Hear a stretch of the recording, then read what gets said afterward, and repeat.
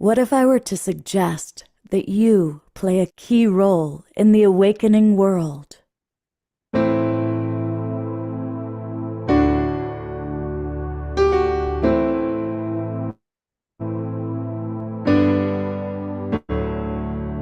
that you are watching this because you have heard the call.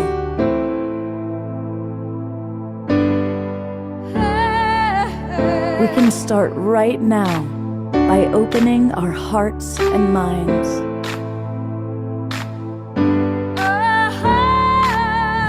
Welcome to the awakening world.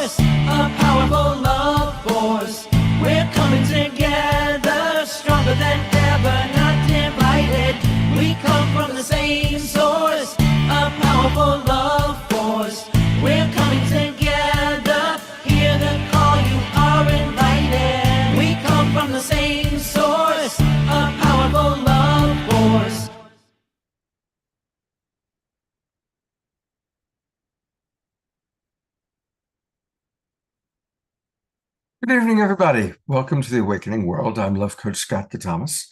And tonight we are going to be having remarkable conversations with interesting people, or I could say dynamic conversations with remarkable people. We have one of our favorites. She is lighting up the screen. Dr. Kat Lewis is back. People have been enjoying her wisdom so much that she's rapidly shot to the ranks of one of our favorite presenters, and she's got more wisdom to share. So welcome back, Dr. Kat. Thank you.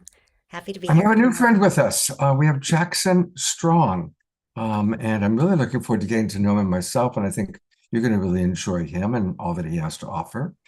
And then a little bit later, finally, we're going to show the pre-recorded video with Rama and Alexander, our friends from Europe, who just got back from 22-country tour.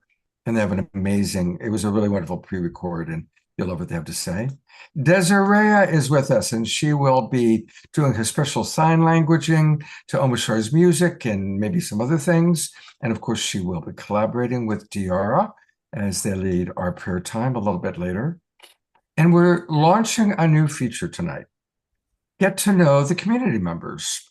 And so what I'm going to do is, for those of you who want the audience to know a little bit more about you, we'll pre-record or do a live 10-minute kind of introduction to who you are and what your life is all about. And we are kicking that off tonight with Susan Bloomquist. So it's a new feature, and I'm curious to see how it lands for everybody. But to get us going in our favorite way, we are going to turn it over to our house musical artist, Mr. Om Shar, to get us going, moving and grooving as only he can. Yes, and namaste, everybody. Welcome those who are watching on YouTube and Facebook and our streaming partners, Humanities Team, etc. This is a song about freedom. And so without further ado, let's do it. And all rise.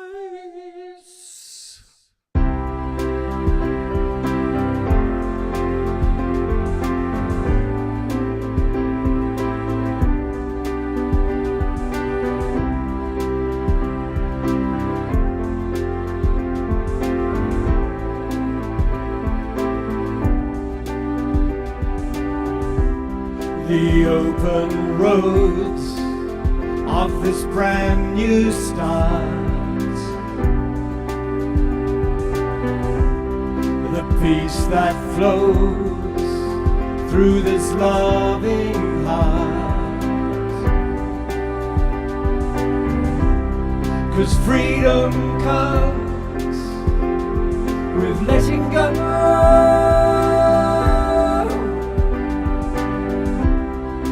Life renewed, new seeds to sow.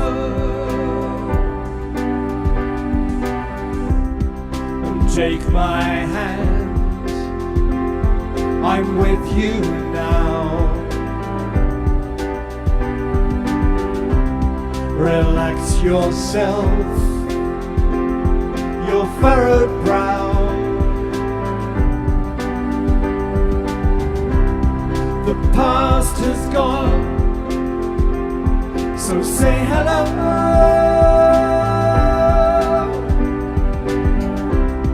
No looking back, onward we go.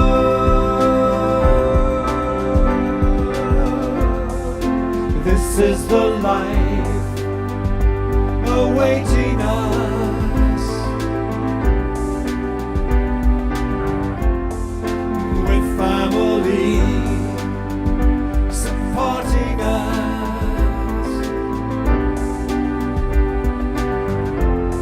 The sword of truth has cleared the way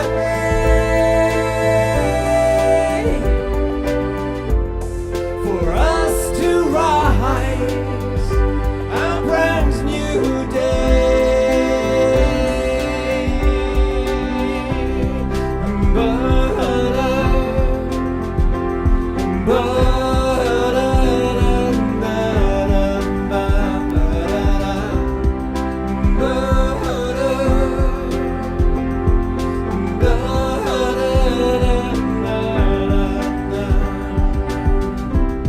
New mountain peaks for us to climb,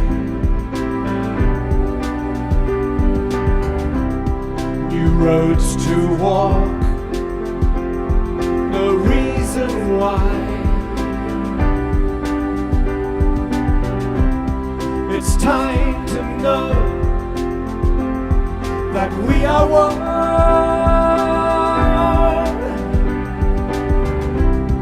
with all of life, the central sun.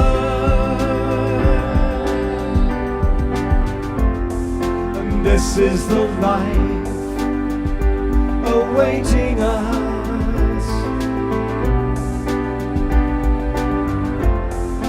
with family supporting us. The sword of truth has cleared the way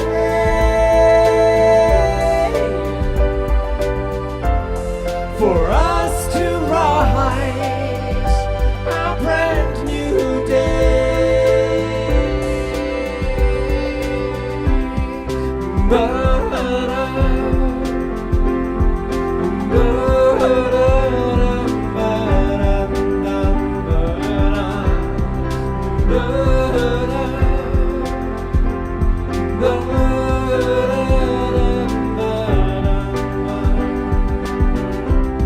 Cause freedom comes with letting go.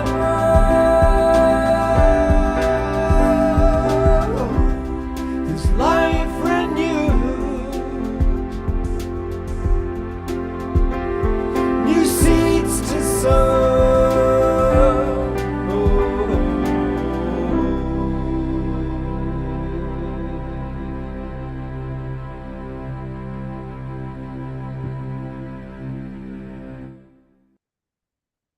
Let's go to Gallery View and give some big love and twinkles to Omashar and Desiree and all of our Global Peace Tribe dance team. All of our rock stars. We saw you, Ian.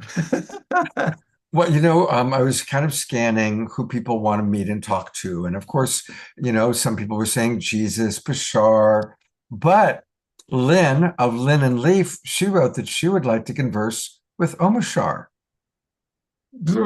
Okay, well, that's cool. Let's have a chat. I shall enlist my higher self to speak on my behalf. So there we are. You are in good company, my friend. You're in good company. Thank you. Thanks a lot. And he'll be back for 2 more songs tonight. It's a 3-song night. Well, I am excited to meet this new friend. Most of you know Scarlett, formerly known as Tammy Scarlett from Unify, and who's now doing all the relational AI stuff. And she sent me this recommendation, and I love referrals. Many of you provide referrals.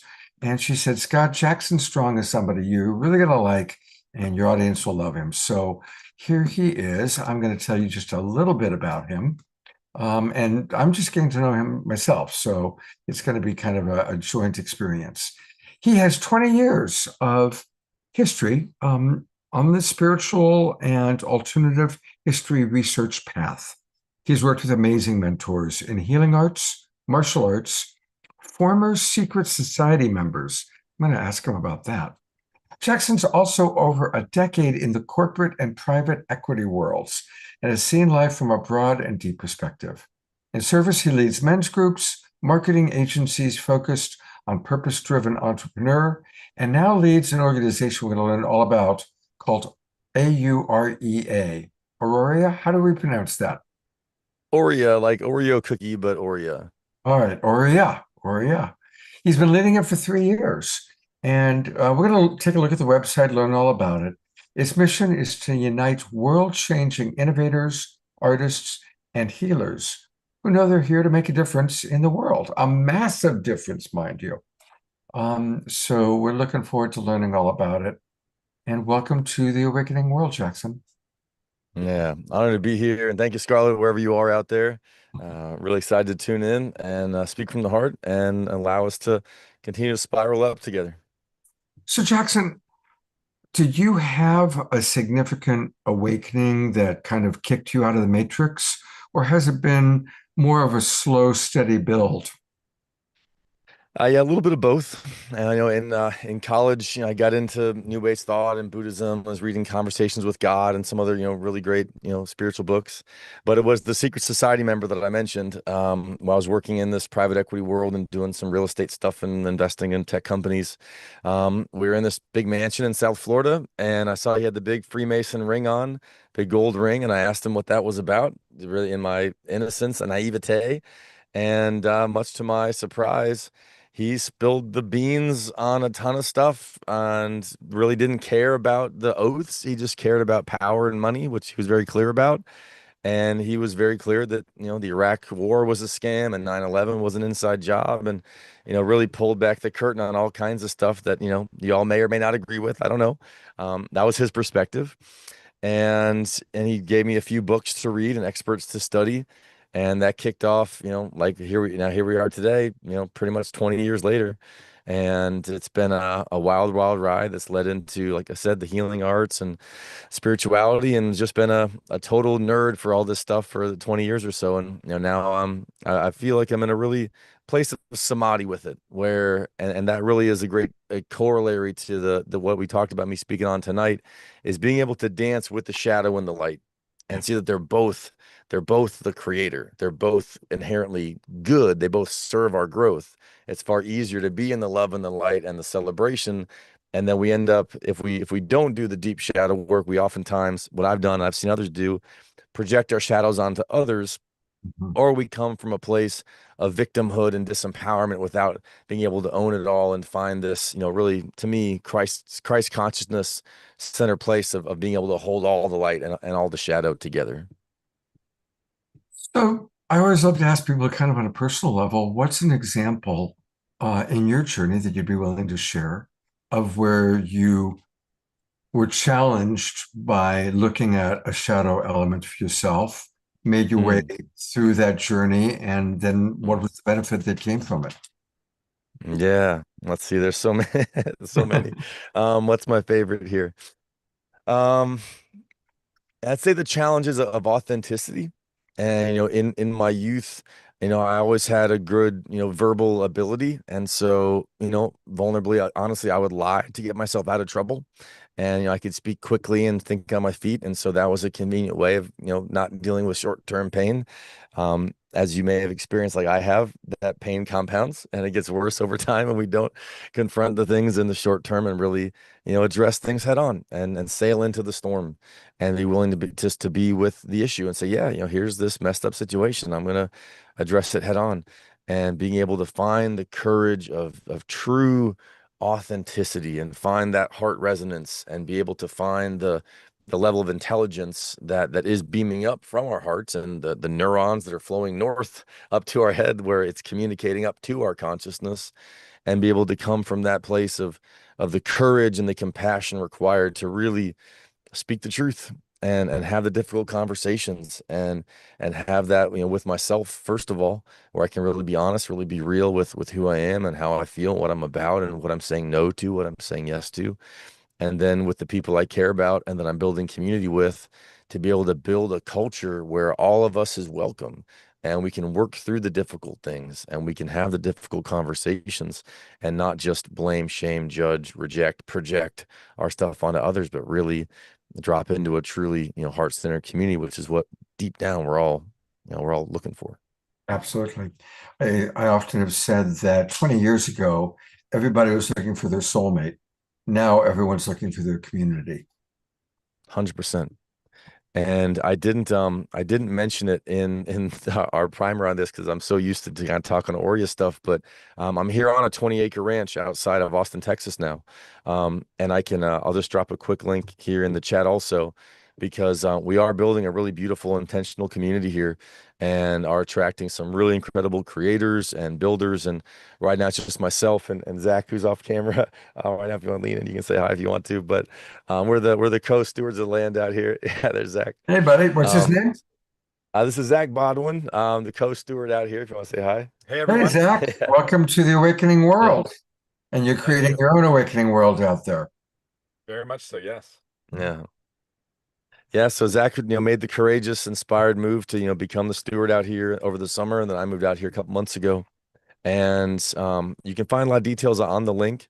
And this really is, the inspired community really is the only solution, as far as I can tell, to let's just call it the meta crisis of isolation, the meta crisis of, the powers that be doing all of their messed up control grid stuff, and the digital ID things that we see out there. And there's no reason to fear.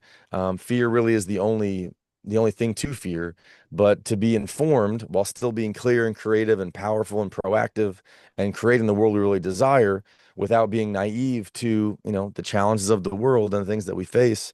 That's the ethos that we're here to create from, and have the potential for some really profound shifts, and what I believe a new golden age for humanity is truly possible. Yeah, that's, you now I know why Scarlet connected us, because that's very much the way that we see. Yeah. And Love it. Since you've talked about your place, I want to show it, because again, most people who are watching right now are watching on Facebook or YouTube.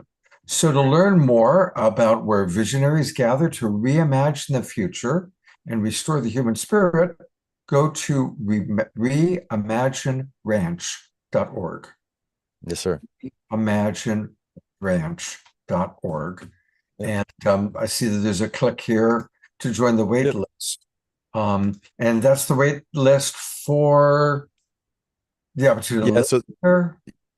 So there's a few key pieces. One is that we will have housing here, and infused with really advanced healing technology and ultra clean materials, no Chinese drywall and lead and off-gassing and all that terrible stuff. Right.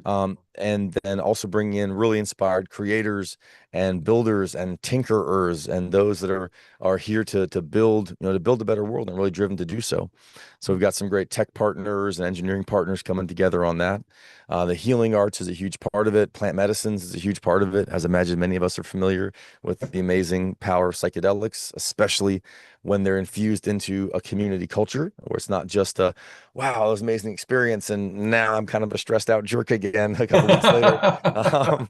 But we're really able to hold that into an integrated way, where it can become part of the culture. And so you bring all that together, and with advanced permaculture and health and schooling, and the fullness of the vision is really beautiful. It's a complete village where we can have elder care, we can have youth care, and it can really come together in a way that we're not in these horrific paradigms of putting our elders in in nursing homes and just casting them aside and just losing all their wisdom and love, and just like everything pardon me, everything's upside down. Everything's upside down. Doctors destroy health, lawyers destroy medicine, bankers destroy money, like society destroys itself. And before it all comes unglued, we're gonna make some big paradigm shifts. and that's, we're doing our best to be part of that. Have you connected with Mark Hyman? Mark lives in Austin and he's a friend and colleague of mine. And he's like, Oh, wow. really considered to be the top functional medicine doctor and kind of the Yeah. guru of functional medicine. So I should connect you guys because he lives in Austin. Yeah, I'd be super grateful. I mean, I've followed his work for many, many years. He's great. Thank you very much. I'd love to get I connected. was on a Zoom with Mark for an hour and a half today. So Oh, nice. Nice. I'll connect you guys for sure, for sure. Please, thank you.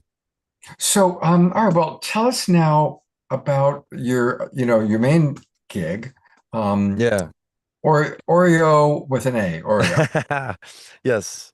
Yes. So Oreo with an A. We started that a few years ago after a big men's trip down to the Everglades and a vision quest and some entheogenic support and tuning into a higher vision. And when we got back, we had the inspired idea to put a summit on, and we had the organizers of it, myself among them, had some really amazing connections, especially in the health freedom world and the plant medicine world, and also really great spiritual teachers. And so we got really lucky. We got our dream venue of a crazy, amazing venue in Miami where I used to live. Had like a $20,000 deposit we didn't have to pay due to some synchronicities and divine, winks. And so we put together an amazing event and then started doing mastermind coaching, and like, I gotta get it past the term masterminds, but coaching containers, because we want to get out of the mind, right? So we gotta stop calling them masterminds. But yeah, so we've been doing these beautiful events and retreats and coaching containers for the last 3 years. Been amazingly blessed to have incredible speakers from all over the world join us.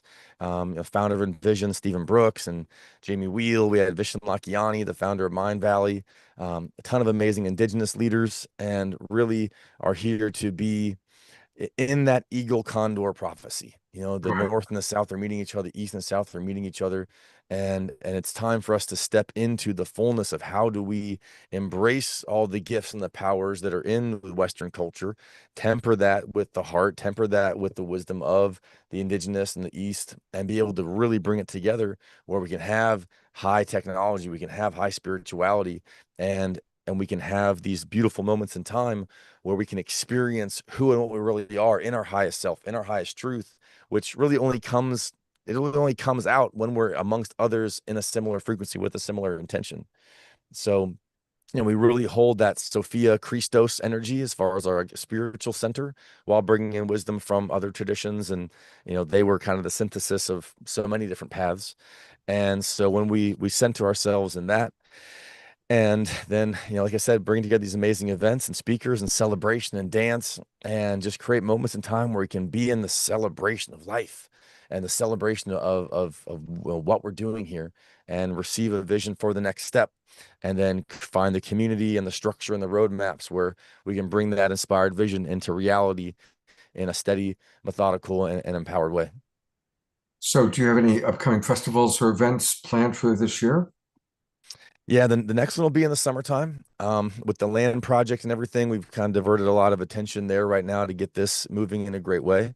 So if you see the OreoLeaders.com link that was in the chat, then there's an email sign up there. Definitely encourage you all and invite you all cordially to join us there. And if you saw me my Instagram link, yeah, so these are some of our previous events. They're so beautiful, just so blessed. There's Paul Hutchinson. He did the film Sound of Freedom, as an icon in human trafficking relief. There's Vishen, and it's just been a total blessing. There's me, and we just have a blast. They're just super, super fun, while holding a really intentional frequency for how do we get to the next step of humanity, and what does this age of Aquarius and new earth and golden age reality really look like. And we're here to bring together the luminaries that have a vision for what that is, and are driven to bring it to life. And as we do that together, we can make a massive impact. And as we do that with these land projects, then we can really plant the seed and really make this a permanent and lasting aspect of the human experience. For everybody watching on Facebook and YouTube, it's spelled AUREA leaders.com. AUREA, or yeah, leaders.com. And then once you go there, everybody, and I encourage all of our people, everybody's watching right now is on a computer, go ahead and go to it and then click join the movement. There we go. And what I'm doing, which is putting in your information, so that we can keep up with what he's doing here. And definitely, Yeah, I really Jackson, appreciate let's that. maybe, I'm pressing get access. Well, hopefully that has gone through.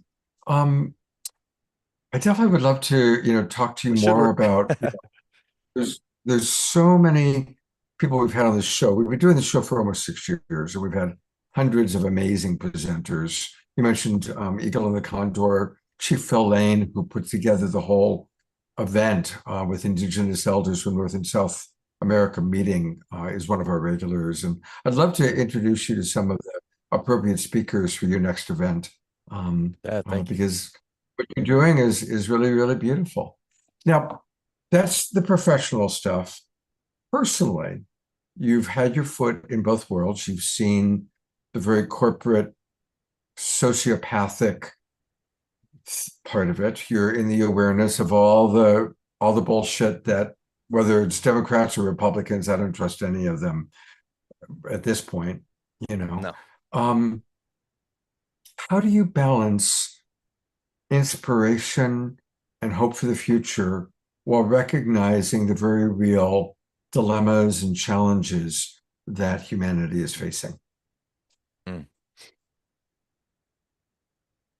The first answer that comes to mind is being around kids, being around children, and just seeing their level of joy and enthusiasm and wonder, and just the purity of what a soul really is. And when you meet some of these just miraculous children that are in the world today, it's just like, how do you not want to protect that? Like, how do you not want to make this world better for them? And I'm not a father yet, but I have lots of friends who are. And it's just, yeah, I just can't help but not get this like, okay, I'm gonna do it. Like, we're gonna do the difficult things to make this happen. And the other thing that is like a really anchored truth for me is the spiritual truth that I just know and feel in every aspect of my being, that this is all part of the creator. This is all part of the infinite intelligence that has put this world together. And if we didn't have the dark side out there, we wouldn't be motivated to do anything about it.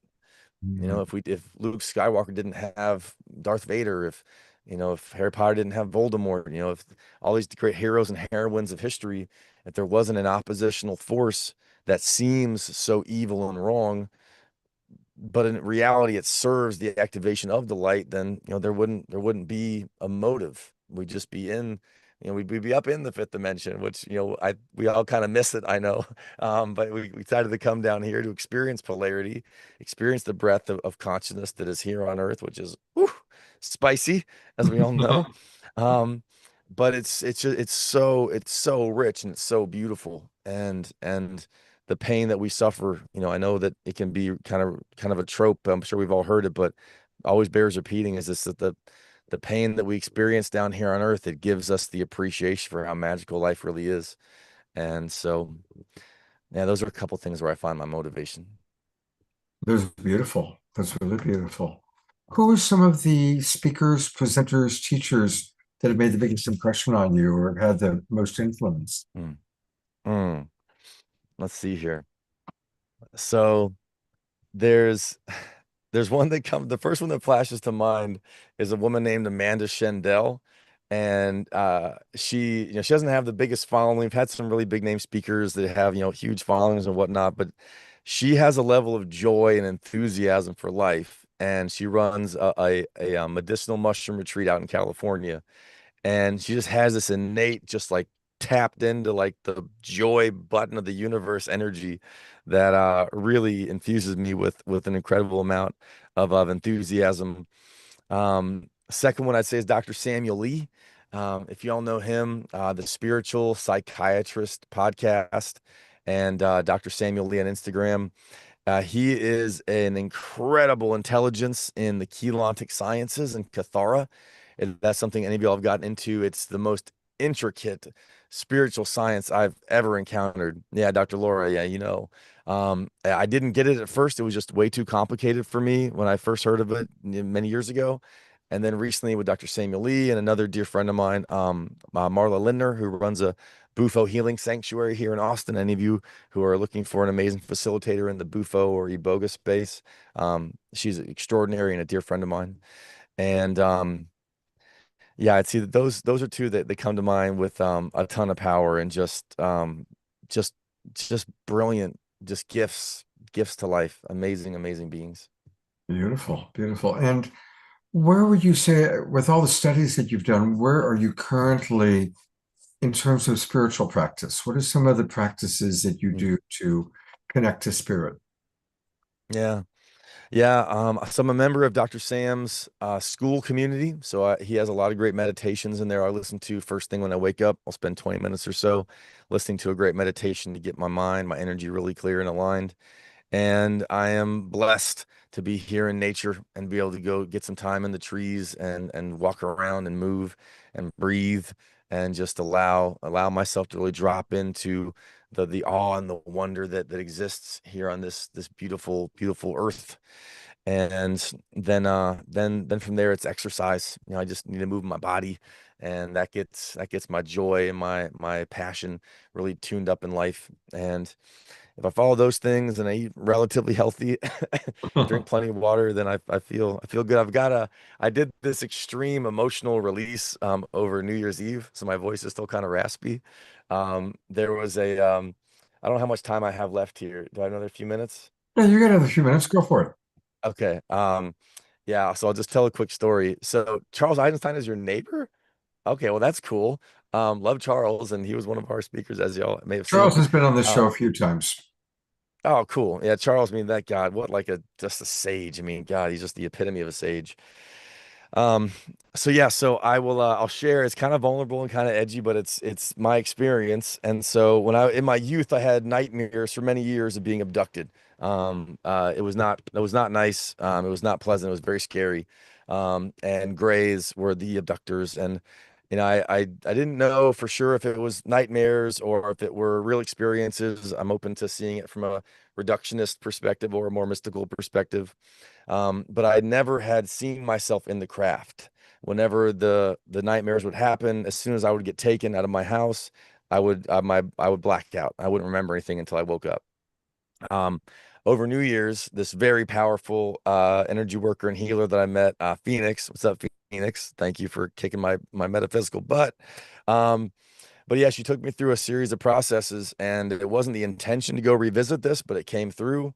But I saw myself in the craft, and I saw myself face to face with these beings, and it was terrifying. And I was full of fear and rage, and it's like every extreme emotion. And so I did these really massive screaming processes, and completely blew my voice out. So we're just about a week later now, or exactly a week later, and I'm still healing my voice.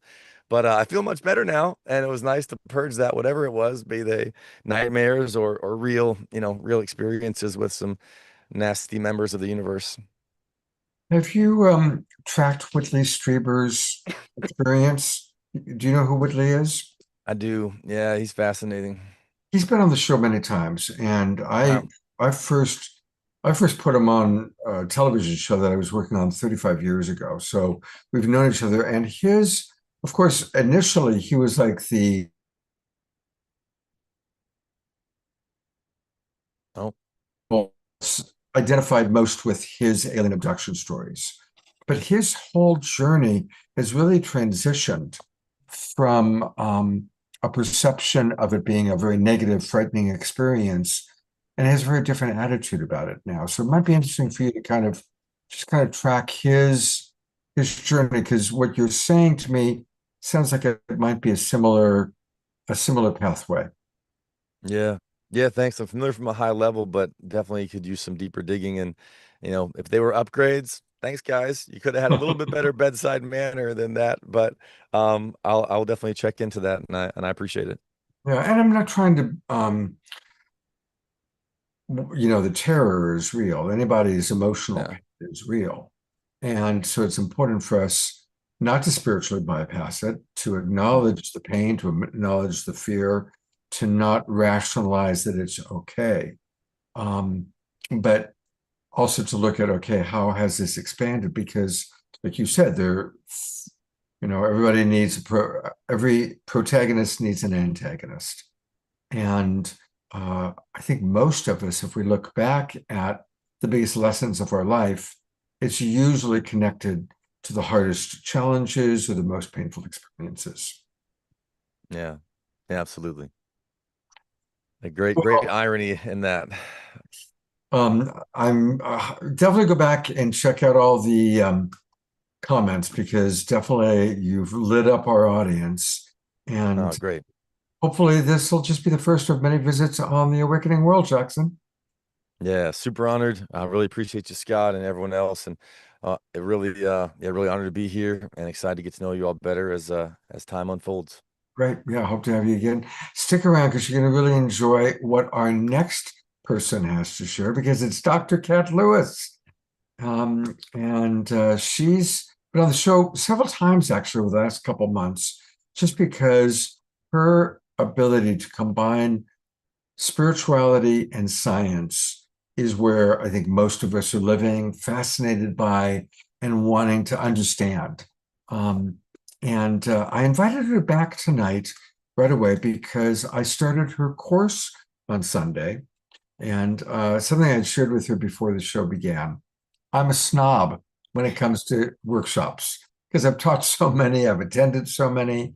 And so somebody's got to be really, really good for me to commit my time, let alone 13 weeks, 3 hours a shot on Sundays. And her first one was on Sunday. I committed, and I'm so glad that I did. She's really got, it's beautiful. And so I asked her actually to come on to share a little bit, a particular segment that I thought our audience would really appreciate, because she visually and through her wisdom lays out a really beautiful description that's helping us to understand what is going on. So welcome back, Dr. Kat. And I want to shamelessly say, I hope that more of our audience members will decide to join your Sunday course. I know it started on Sunday, but a person could watch the replay, the recording of last week. So anyway, I'm doing all the talking, and now I'm going to turn it over to you to do all the talking. Welcome back. Thank you. Thanks for having me. Yeah, I think, my biggest message to the world is, if we want to understand Source, God, we have to pay attention to it.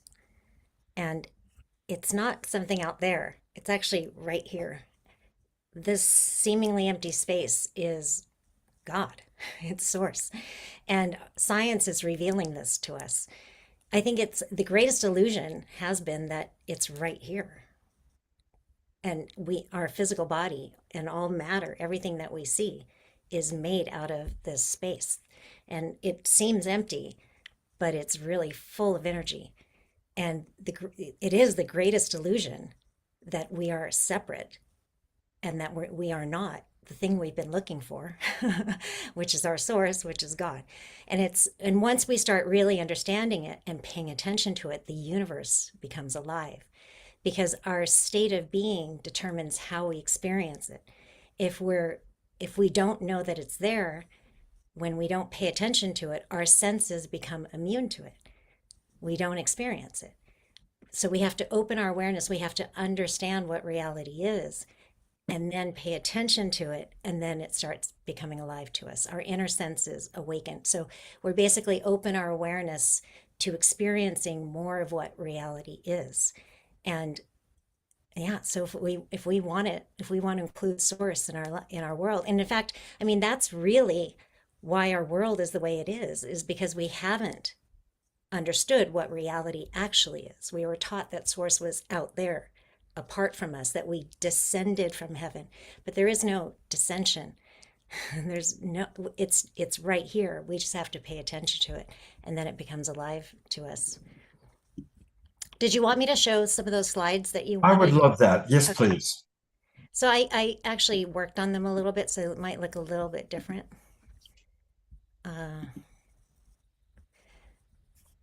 Okay, so we can start here first. And so what the course is, and what I study is basically the integration of the science of consciousness, which is Vedanta, non-dual, that we live in a non-dual reality. We experience a duality, but it's a non-dual reality. There's just one thing here, one mind. And it is manifesting as many, just like when we have a dream at night, that whole entire dream reality that you experienced occurred inside your mind. So you experienced space in the dream, you experienced other people and other objects, and you had your own dream body in the dream, but that whole reality occurred inside your consciousness, your field of awareness, and that's exactly what's going on here too, in the physical reality. So the background of reality is really consciousness, and everything, all matter, is also consciousness. It's just a manifestation of consciousness. So in Vedic science, they define consciousness as Sat Chit Ananda. Sat stands for existence or beingness, the isness of everything. Chit is awareness, Ananda is bliss. And once we recognize who we actually are, we experience that bliss. And so I'm going to break that down for you in just a second.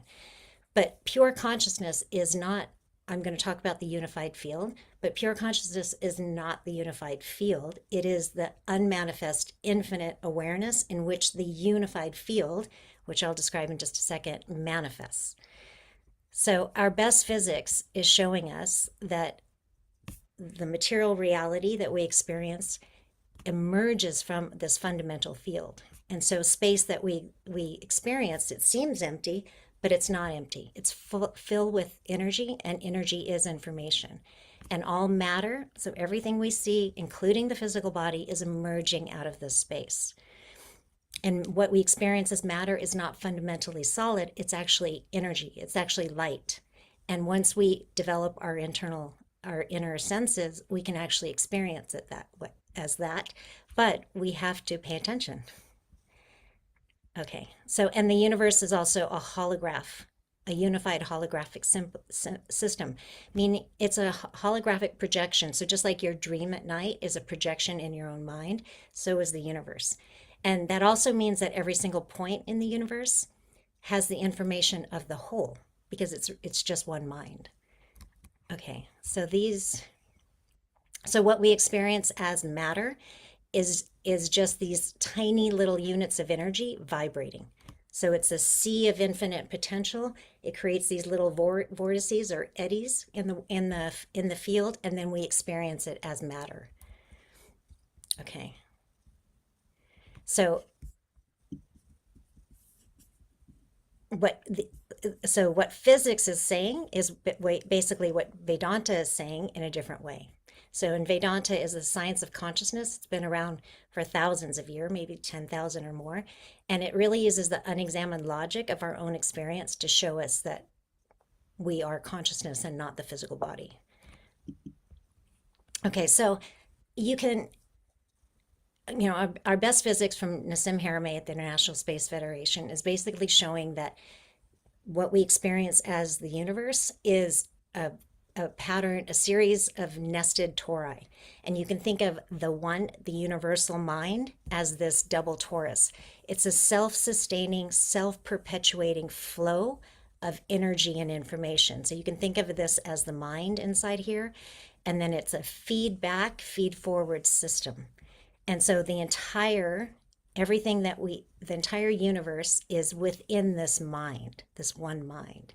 So you can see quasars and you can see galaxies, and so Earth would be in here somewhere, and then we ourselves are within this. We are nested within this as well.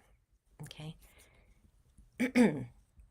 So think of that field, this right here, the mind of the universe. We are inside there. So I'm going to show you how this field manifests as matter. So how does the formless become form? So the unified field is energy dense and information rich. So it's enormous amounts of energy, and it's really a sea of light, a sea of tiny units of light, photons. And then those create this toroidal pattern. So like a vortex in water.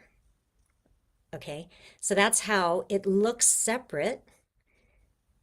So if a vortex in water, if you pulled the drain in a bathtub, the vortex that starts going down, there's actually air coming up, you just can't see it. So that area where the vortex is going down, it looks like it's separate than the rest of the water, but it's made out of the same stuff, right? It's all water. And so that creates this boundary condition. And what that does is it sets up this, the dynamic of I'm here, centered here, and I experience objects out here in my toroidal field. Okay, so in physics terms, this is the unified field, and then it creates a nodal point, and when there's a nodal point in that field that manifests the torus, that's called a singularity.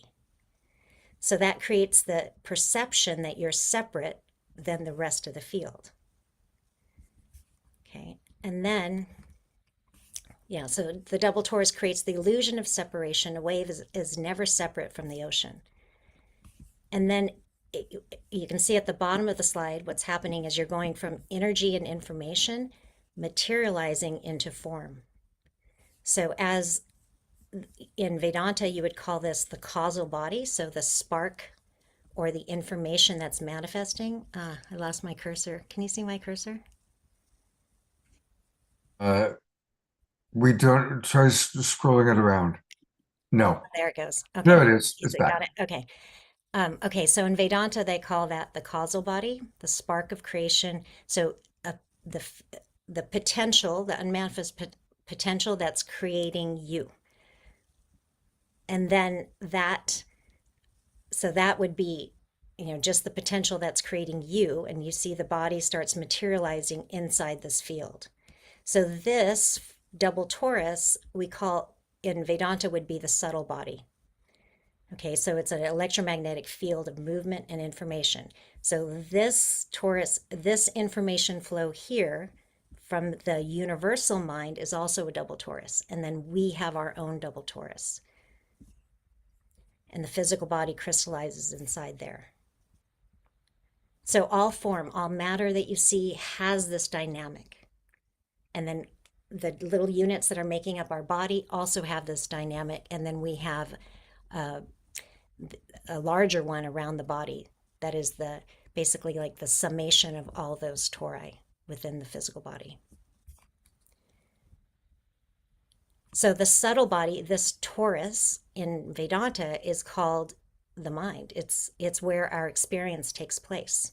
So you can think of it as a 3D holographic projection, and it feels like I'm over here and then the rest of the world is out here. But all of that is occurring inside your mind. So in Vedanta, the subtle body is the ego, the intellect, memory, all sensation. It's the pattern in which this double torus takes is a pattern displayed in the field that looks like the world that you experience.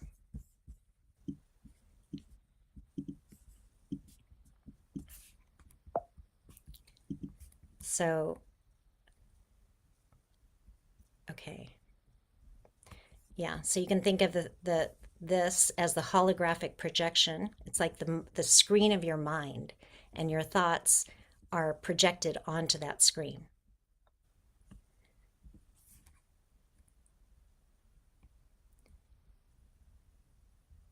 So awakening is when we recognize that we are the field.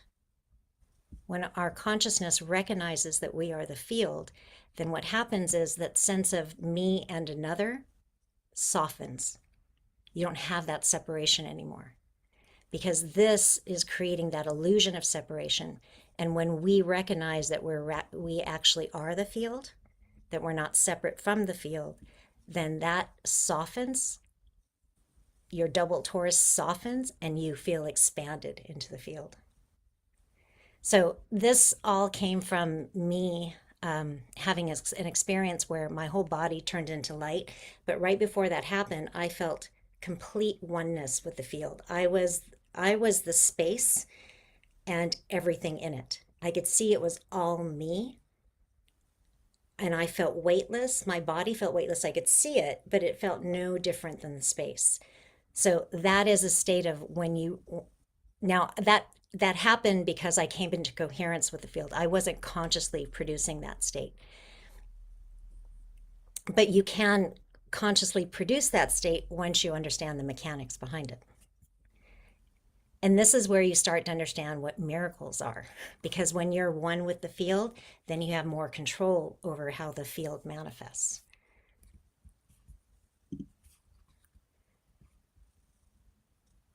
Okay, so that's basically what I just described. So when you recognize yourself as the field, the subject-object fragmentation collapses. So that's why I drew this torus a little bit lighter. It's just slightly lighter, so you could still see it. Attention stops scattering. You become very present. You're totally aligned with who you actually are, not the story that's in your head. The nervous system calms down and it relaxes, and you phase lock with the true self, which is the field. So energy and information stop fighting themselves because you're totally aligned. And then your experience organizes around that single center. Now, so when that happens, your torus, which is creating your experience, it flows very easily. So synchronicities happen faster. So you can think of it like when an ice skater spins, when she brings or he brings their arms into the center, they spin faster, right? There's less resistance. So when we're totally centered with who we actually are, that's what happens. Then the torus just spins. And remember, we are in the universal flow. So you begin to feel this more. And when you're not resisting life, and you're present, your inner senses turn on. Basically what's happening is you become aware of these higher frequency domains of energy that are always here right now. And that's when the universe becomes alive. I feel energy out here. I feel it coming down. I feel this vortex coming down through the crown. I feel it going up. So, and I didn't feel any of this, maybe 6-7 years ago. So this is all really new. And it all came from that experience. And I wanted to basically understand. I needed to understand how that experience happened. So I started studying the physics. I went into my spiritual heart. I discovered what the spiritual heart was, because after that experience, I could feel all this energy just radiating out of my chest. And I was like, what is this? And I could feel energy out here, and everything was alive in the universe. When I'd walk around, and my body felt very weightless and light, and I could take in enormous amounts of air. But after a number of months, that went away because I didn't understand enough. Because our experience of the physical reality is dependent on what we believe, who we think we are, and what the reality is. When we don't know that we live in the mind of the universe, that this is a mind, and it's our source in creating us, we don't pay attention to it. We just think it's empty space, and we don't pay any attention to it. So we have to pay attention to it. So the experience went away. Everything became more solid again. I could always feel the heart energy, but I didn't feel the energy out here. I didn't feel energy in my body other than the heart energy. But then, because I wanted to understand more, somehow I was led to the spiritual heart, and I started realizing what that energy was. I was bringing my awareness into the heart. I was starting to understand the different layers of reality, which is exactly what physics helps us understand too. And then once I started understanding that, and then I started studying the physics, all of it came back. So I feel energy all the time. I feel like everything's bouncing, everything's alive. It's really beautiful. So in physics, when we come into when we align with this, we call that coherence. In Vedanta, it's called, you go from identification with form, the physical body and the world, to identification with the field. That's when this happens. And the lived experience is that you feel effort drops. Everything just flows. Fullness arises because this energy starts expanding out of you. You feel really full. And that's why bliss appears. The experience of when we reconnect to ourselves, that's the experience, is bliss. It's beautiful.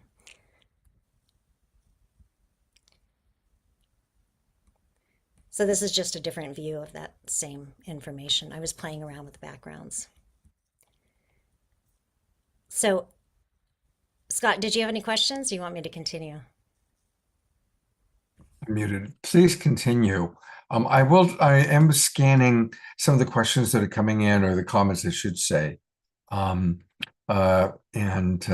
people are really enjoying it very, very much. So continue. And if anybody does have questions, put them in the chat box, and send it to me as a private message in chat, because it's easier for me to find it that way. Okay. So, so the science of awakening to this truth is a process. So, you can have an experience like I did. That's not enlightenment. That's not the truth. Like, the reason it couldn't stick around is because I couldn't stabilize it, because in order to stabilize it, I have to understand who I actually am and what reality actually is. So that's why many people have these types of experiences, but they just go away. You can have them on plant medicines. You can have them just spontaneously, like I did. You can have them in deep meditation. But if you don't really understand on a day-to-day basis who you actually are, not as a physical body, but as consciousness and what this reality is, you can't stabilize those states. So it is a process. And that process, you're basically going from, in Vedanta, we call it ignorance. So not knowing. So you are in separation consciousness. You experience empty space. You think, I'm this individual over here, separate from everybody else. Everything else is out there. So that's separation consciousness, or ignorance. And then you might hear about this. You discover this knowledge somewhere. So your mind gets open and you're curious. And so you're saying, okay, well, apparently I'm not separate, that we are connected. There's just one mind here, but I feel separate. So I'm going to learn. And so I'm trusting the information I get. So you could say that's faith. And then over time, as you keep applying the information to your daily experience, you go into a state of knowing.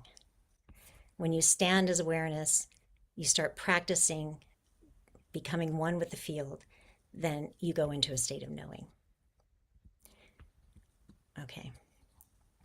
And in this process of aligning to that divine mind, or Christ consciousness, you start basically, in order to start, one of the qualifications is you have to have a burning desire for liberation. So there's basically qualifications for enlightenment. And that is, the number one is a burning desire. Because if you don't have a burning desire to understand the truth, and truth leads you to freedom, because we are not the physical body, we are bodies of consciousness, and we are free. As that, we're free, and we always have been free. But if you don't have a burning desire for that, then you won't take the time to apply the knowledge, to learn about it. And so it just won't happen, because it's really complicated to be able to, the world is a great illusion. So it will keep us tied to it, and we won't take the time. So we have to be dedicated, we have to be disciplined, and we have to use our discernment. And discernment is really about, in Vedanta, it's about discerning between what's real and what's apparently real. And meaning what's real is the thing that never changes, that's eternal, ever present, never born, never dies. It's unaffected, unlimited, infinite awareness. That's the only thing that's real. And then everything else, the relative reality, the dream that we experience, our dream state, as well as this dream of physical reality, is apparently real. We experience it, but it's not real. So we need to be able to discern that. We need to be able to discern between thoughts, so our thoughts are part of that relative reality. Our emotions are also part of that relative reality. And so those are always coming and going. So we use discernment to say, well, who I am as consciousness never changes. Thoughts are changing, emotions are changing, the world's always changing, my cells are always changing. So therefore, those are apparently real. And then as you keep applying that, that's one of the key tools in Vedic science, you keep applying that so that you can always put your attention back on you, awareness. And then over time, as you apply that knowledge, you start to remove the doubt, because as you move through this process, there's going to be doubts. It's like, how am I not the body? How am I infinite awareness? I don't feel infinite. And so when you apply the knowledge, it starts removing that doubt. You learn how to stand as awareness, that infinite, unbounded awareness. And as you do this, you start acquiring and adopting new beliefs that are more in alignment with the actual truth of reality. And anything that happens during this process, lessons, these are basically showing us belief systems that are out of alignment. So when we find things challenging, the challenge is an indication that, oh, I must have a belief that's out of alignment with this truth, the truth of who I am, eternal, unaffected, ever-present, unlimited, blissful awareness. And then that, if you keep applying this, that leads to freedom. Because as unlimited awareness, we're never limited. It allows you to become one with the divine mind. You have the ability to co-create with the divine mind. You become more conscious that you are a co-creator. And you also experience unconditional love, not just for yourself, but for others. And so what happens as you take this path is all of these are the benefits. You become more and more aware of your misalignment, and you really feel it. So this can be a challenging part of the awakening process, because when you're out of alignment, you will really feel it. Detachment, but detachment is a good thing. Detachment in a way that it's just unconditional. You don't have any problem with anybody, with yourself. You're forgiving of yourself. You're forgiving of everybody, because you know everybody is here just doing their best and learning this too. Now, in the life and teachings of the Masters of the Far East, one of the things that they say is, they said, the divine science of our being is to know that we are God. And that's the path of the human experience, is to know that we are God. And if you look around at all the information that's coming out right now, especially some of the physics that's coming out, it's showing us that we are not the body, that the consciousness is the ground of all being. Everything that we see is consciousness, and that's what some of this information is showing you tonight. So we are learning this. Okay, so forgiveness, your senses attuned to these higher frequencies, so you experience how alive everything is. You release barriers to love, and that's actually what happens. So when we unify with the field, it is the experience of love, bliss or love. You could define it as either. The word bliss could be the word love. It's the softening of our mind, and then that allows us to unify with the field. We become more flexible, so we're just going with the flow. We're not affected by what's happening, so we don't get upset at things. We experience more freedom, joy, health. Our health becomes, we really increase our vitality, because the field is actually the source of us. It's the source of our bodies. And as we come into coherence with it, I showed last time that Science of Love talk, how when we come into coherence with it, that energy just propagates up through our biology. Our brain function changes, it gets better, so we increase vitality. And I showed you earlier the vortex, when it really starts spinning fluidly, that's when synchronicities happen, that's when miracles happens. We have more love for life, more knowledge, more intelligence, and we can communicate with higher intelligence, and we experience more unity with everything and everyone.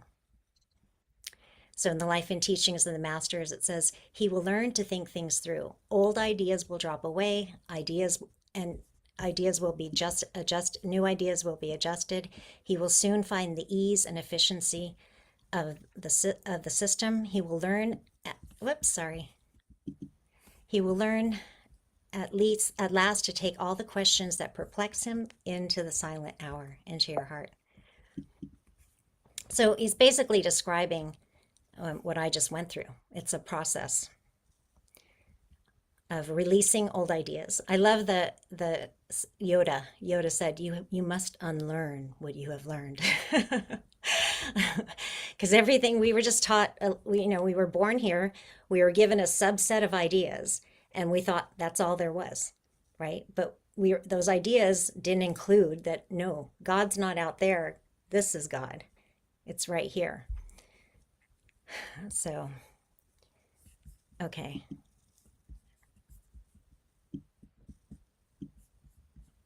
Scott? There are questions for you. Okay. So from Dr. Laura, does the singularity create the subtle torus first, and then the emotional torus, and then the physical torus? In other words, is that the order? Yes.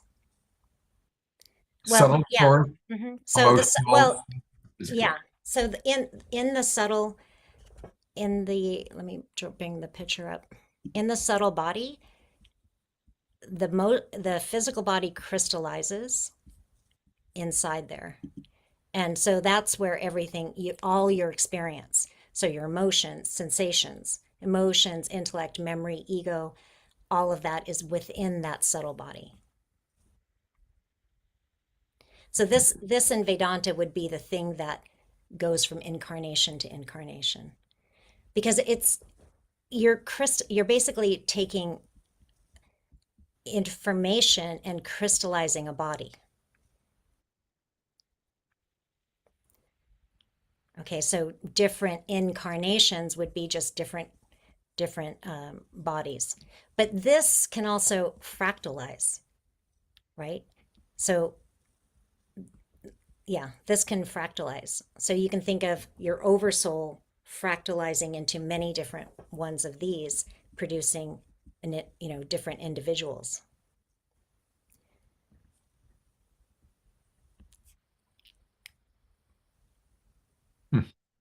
Susan Bloomquist writes, Dr. Cat is our favorite Yoda.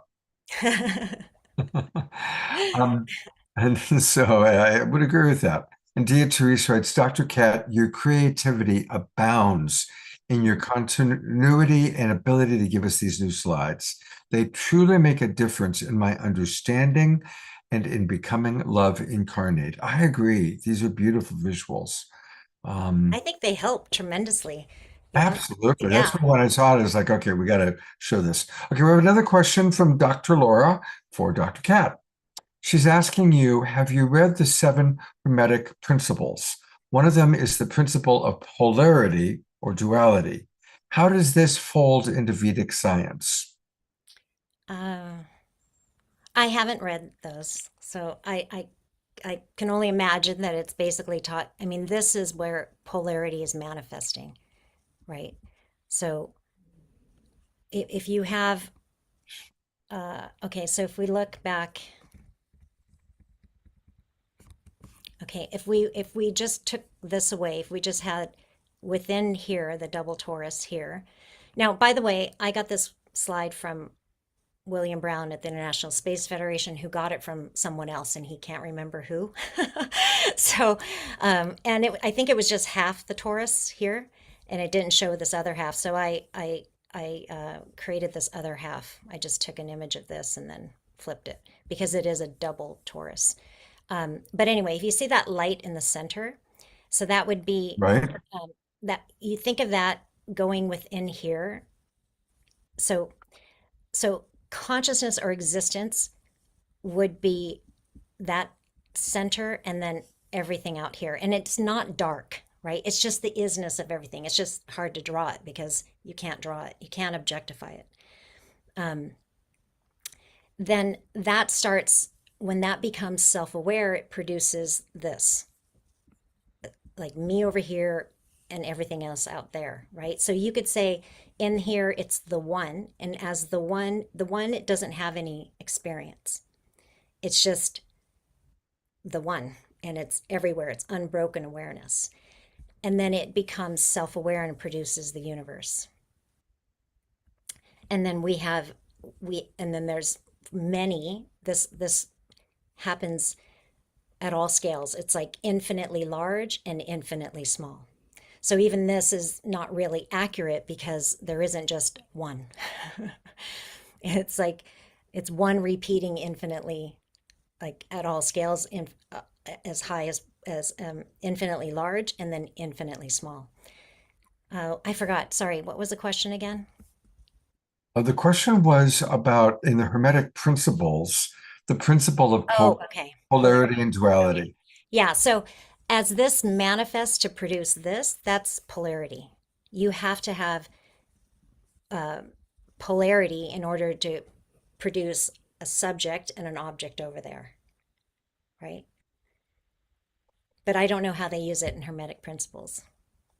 Okay. I don't see any other questions other than how to spell Taurus.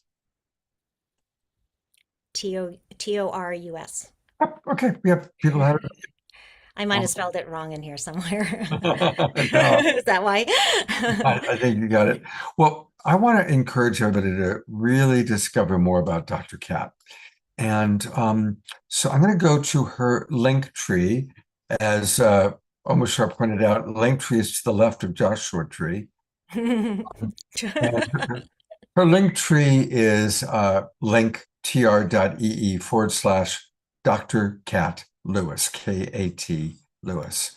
And I really want to encourage everybody to go there, check out her website from there, take the quiz, but most of all, click Course Spiritual Heart, the life and teachings of the Masters of the Far East. And I really would love to share this course with some of you, even kind of, share how what we're learning, how we're growing, how we're experiencing our awakening even more on the show. So I hope that some of you will decide to join. And it just started on Sunday. You can get the recording. Is there anything you'd like to share about the course as we're looking at it, Kat? Well, I can't remember what I said earlier, but I think, it's an integration of the physics because it helps us ground it in our experience, but also we have to take our awareness within in order to really understand all of this. Like I can show it to you, but if you don't experience it by going in, it's not going to make a difference in your life. Intellectual knowledge is not enough. We have to learn how to ground and stabilize in this state in order to truly experience everything I just shared with you tonight. I do want to point out the Fountain of Youth part of it, because everybody on this show is one day older than we were yesterday. And we're all a week older since last week. We're all aging. And I would like you to talk a little bit about how this course it has a very practical impact on our aging process. You wanted me to talk about that? Is that what you Yes, said? please. Yes, Okay, please. yeah. Sorry, my dog's barking. Yeah. Um, And my dog yeah. is totally like, where's that? Where's that happening? So, the reason our physical body ages or has any sort of dis-ease is because we are out of coherence with this truth. Okay. So the field is creating the physical body. When we are in coherence with this field, that energy propagates up because energy is information. So the field contains the information that is our ideal blueprint. Okay. When we are shifted from that, we create disease. We create decoherence. That creates inflammation and aging. Aging is really just, or disease is really just the body aging faster than necessary. So as we come back into alignment with the field, come into coherence with the field, that energy just propagates. That energy that carries the information that is our pristine blueprint just propagates through our entire system, and we can have spontaneous healings. That's true regeneration. So what has to happen if we want to live in that state, you would be in a constant flow of regenerative energy. That is the fountain of youth. So when I had that experience, my body, I felt this rush of liquid electric energy. That's the way I described it then, and I still describe it that way now.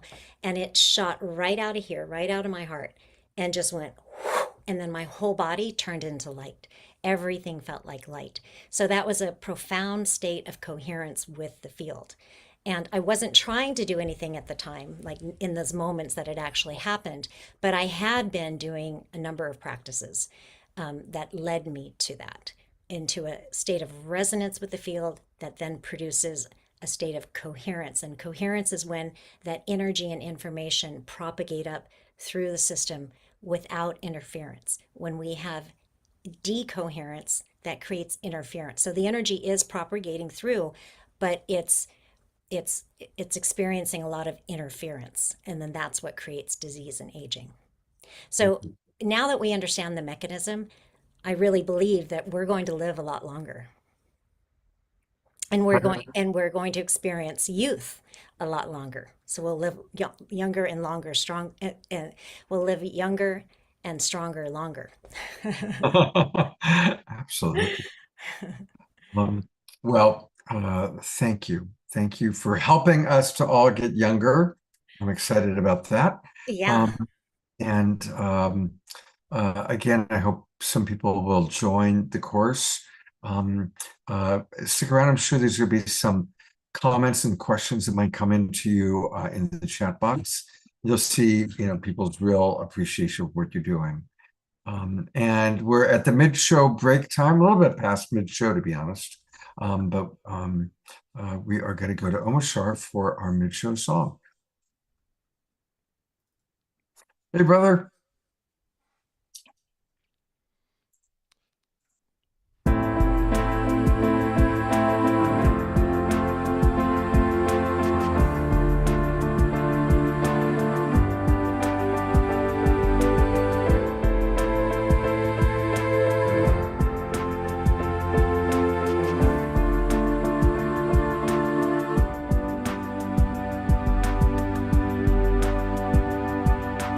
Contemplating everything I knew, seems as though there's not much left that I would hold on to.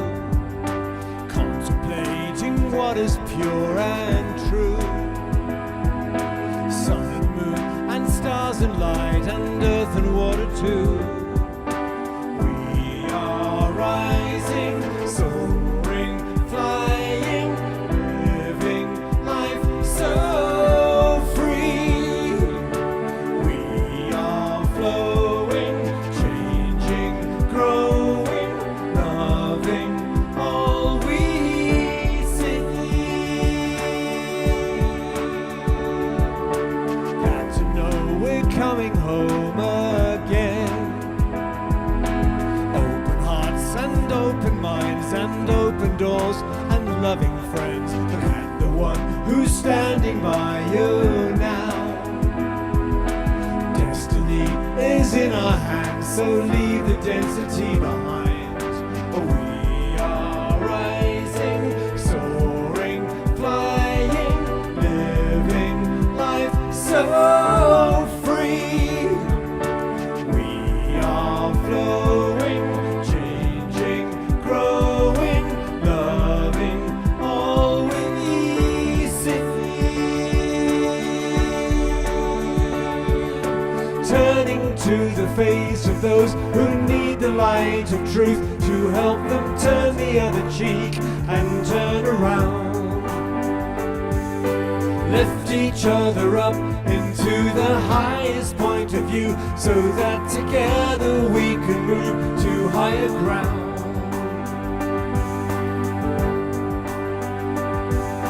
Contemplating everything I knew, seems as though there's not much left that I would hold on to. Contemplating what is pure and true, sun and moon and stars and light and earth and water too. We are rising, soaring, flying, living life so free. We are flowing, changing, growing, loving all we see.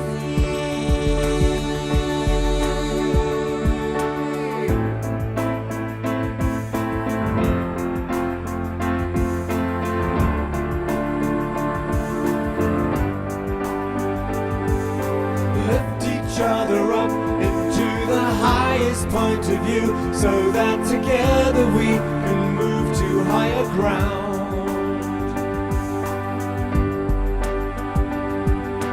Contemplating everything I knew, seems as though there's not much left that I would hold on to.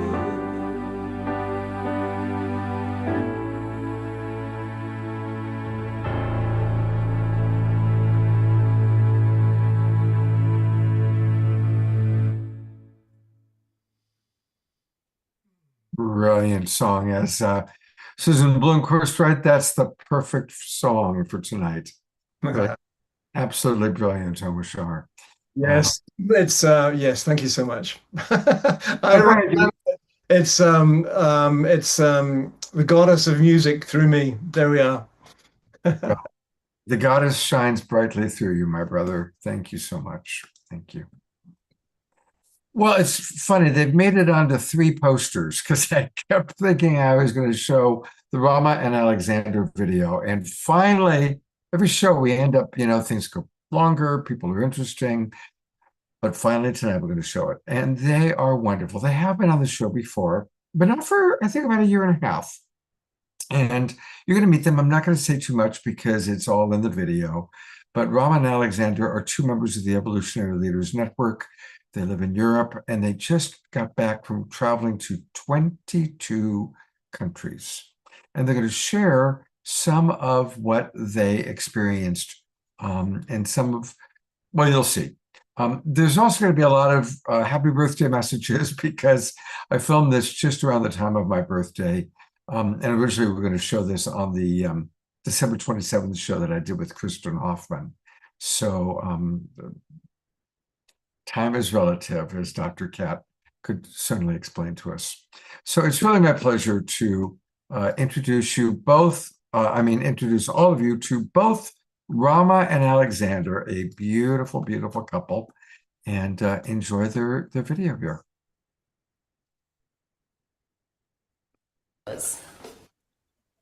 So we're starting off with our fur family, and of course, Jasmine Bear and Rama and Alexander are longtime friends.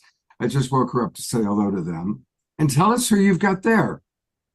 Well, this is Samba, born in the south of Italy and now living in Nice in France, where we are at the moment, where the One Home Journey is parked for this week.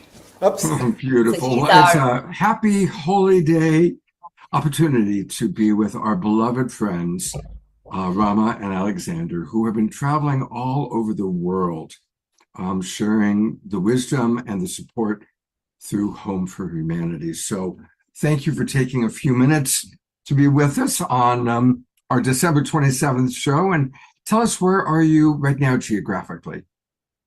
We are in the south of France, and we couldn't be happier that we are joining your show, dear Scott, right around your great birthday coming around. And thank you. And we're, of course, sandwiching our talk with you in between 2 songs from our beloved mutual friend Tatiana, who has become, she kind of, her coming out a few years ago was on our show, and she was kind of shy, and she hadn't been performing for many years, and now she's just like a superstar, and doing her retreats. So it's been really wonderful to watch her evolution.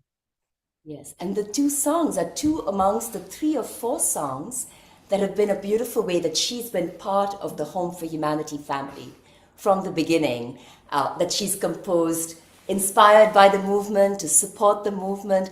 And one of them is actually the One Home Anthem, which was like the send-off song as we started our journey. Which we feel it's such a blessing to be with you on your birthday, in your birthday moment. And really we felt that at this time, it felt like a time to count what you just said as we started the show, dear Scott, which is the gifts, the gift of life, gifts that life gives us. I mean, Christmas was a big reminder to us, that life is always coming up in the midst of terribly troublesome times with a gift, if only we will see it and recognize it, but also asking of us, what's the gift we have to give back to life? And it felt like right now with what's happening around the world, these kind of dark times we are in, where we are all looking for that beautiful sunrise right behind you, that's the time for us to be really reflecting on, counting the gifts in our lives and feeling the sense of utter gratitude, but also thinking of, wow, what is the gift that I am and what's the gift that I offer back to life at this time around Christmas and the New Year, whatever, religion, creed, whatever one's background might be, but it calls for that.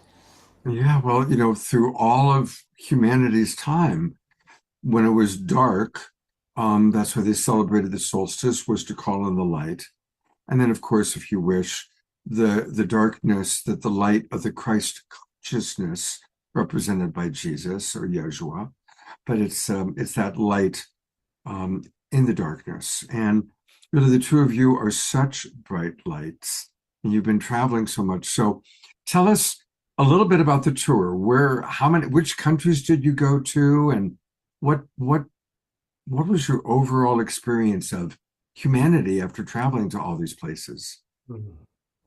Well, wow. I mean, this is a big story. And, just wanted to connect also, Scott, as you are turning 70, that time of the year, 18 years ago, also brought us together. So we are also celebrating the gift of relationship. And I only bring it up also because on a deep level, this was the One Home journey, as we call it, a celebration also of relationship, or celebration, you call it the global tribe, the family of life, and beyond humanity, where we come together in a new way. And we feel very strongly this is the calling, also the calling we picked up on the journey as we traveled. Your question, to 20 countries in 4 seasons. We traveled a season to Africa, a season to Asia, Asia, Oceania, a season to Abya Yala, to the Americas, and a season to, the Arab world and back to Europe.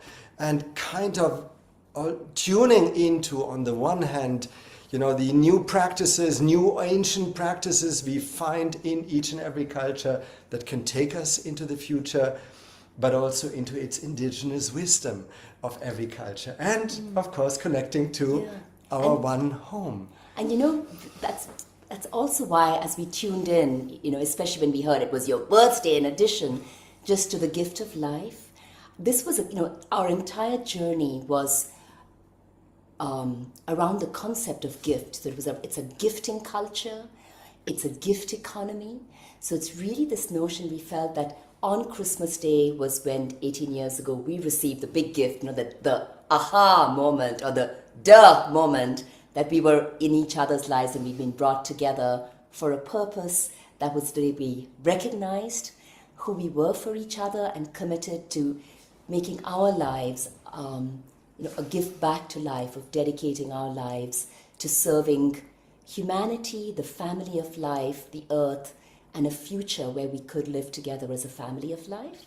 And that's what then led to the next aha moment many Christmases later, on New Year's, to the vision of the One Home journey, where the journey, yes, it's a journey, but it's really the sense of, it's the inner journey into ourselves, while we are journeying to every country on earth over these 7 years, to tap in to the gift of every part of. This was a gift we received when we started the journey from an artist. It's very, very light and fragile. And it's Michel Granger, who's been portraying the earth since the 1970s. And it's just showing the earth as seen from space, so our home. And this has been held by 12,000 people, from babies to children to young people to elders to indigenous communities, women in slums and refugee camps. And every time the biggest learning was when people held this. Immediately there was this silence, this inner reverence, this oneness, this love, this awakening, this knowing, this eternal knowing, whether with children or with elders, So that was like a symbol of the gift of the journey. And Scott, I want to take a moment, because I really could feel that. And I want to invite our audience just to take 30 seconds of silence to imagine through Rama and Alexander this beautiful, gentle, fragile object, this fragile earth that we're on. How many people touched it, held it? About 12,000. 12,000. So let's just all tune in to our humanity through the 12,000 people touched by Rama Alexander in this little microcosm of our Mother Earth Gaia. Mm.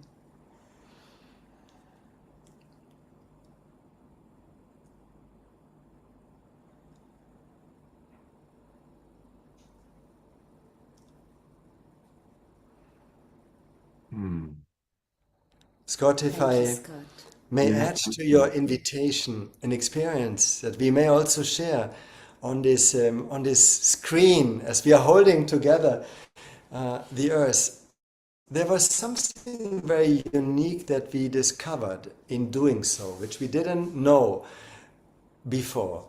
In the moments when we held the earth together, and we usually did it, after the end. workshops we did, be it in refugee camps or in slums or in orphanages or in kindergartens or in schools. When we held it together in those moments, there was every border between us was gone.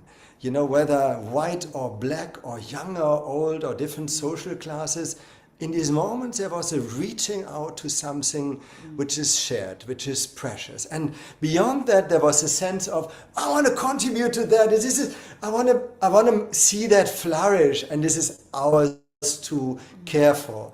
That energy was universal and very profound, and led us also in deeper understanding of where the journey goes in the future. Yes. And we began to call that, and that was a gift, when you said, what did we learn? Because when we first finished the first year in July, we spent some time, again, what did we learn from every culture and every country? What was unique? And then we spent a lot of time reflecting on what was in common? What is it that links us as humanity? What brings us together as humanity and unity? And it was what Alexander says. And the name that rose up and came to us was, what's emerging is Earth citizenship, humanity recognizing itself, wherever we are, that we are citizens of this one home, the Earth, and we therefore have the agency. Whatever happens to us, we can choose to give back the gift of life. We can choose to say a yes. We can choose to create something in the midst of nothing. That is our choice, and if we do it together, it can flourish. That was something so beautiful, and it's what we are building the second year, which we've just begun, on that basis of what we learned from the first year, that everyone is rising with this yes. I want to make my gift, my unique gift, and there is something I can give which no one else can give. And if we do it together, there is so much impact we can have together for our future. Beautiful. Absolutely beautiful. And beyond this old metaphor of the global village, the Earth citizenship is seeing the Earth as a living organism. It's not something we dominate or which is ours to extract from, but this is a living being which includes all of us, Jasmine Bear and Samba and all our fellow beings. And at the same time, it is profoundly local, Scott, because Earth and many of the homes for humanity that we visited, are working in new ways with the Earth, be it in indigenous communities or new kinds of farming, bringing Earth and land together, bring us into new relationship with the Earth we are caring for locally, while at the same time there is a sense of interconnectedness, of planetary family, of the oneness of life. This is a profound discovery that we found in all our cultures, also in our cultures, Rama, I would say deep philosophies, from Yes. Ubuntu in Africa or Mitakuye Oyasin, the Native Americans. Did you We are guys all- happen to be in Africa at the same time as our friends Pato and Antoinette?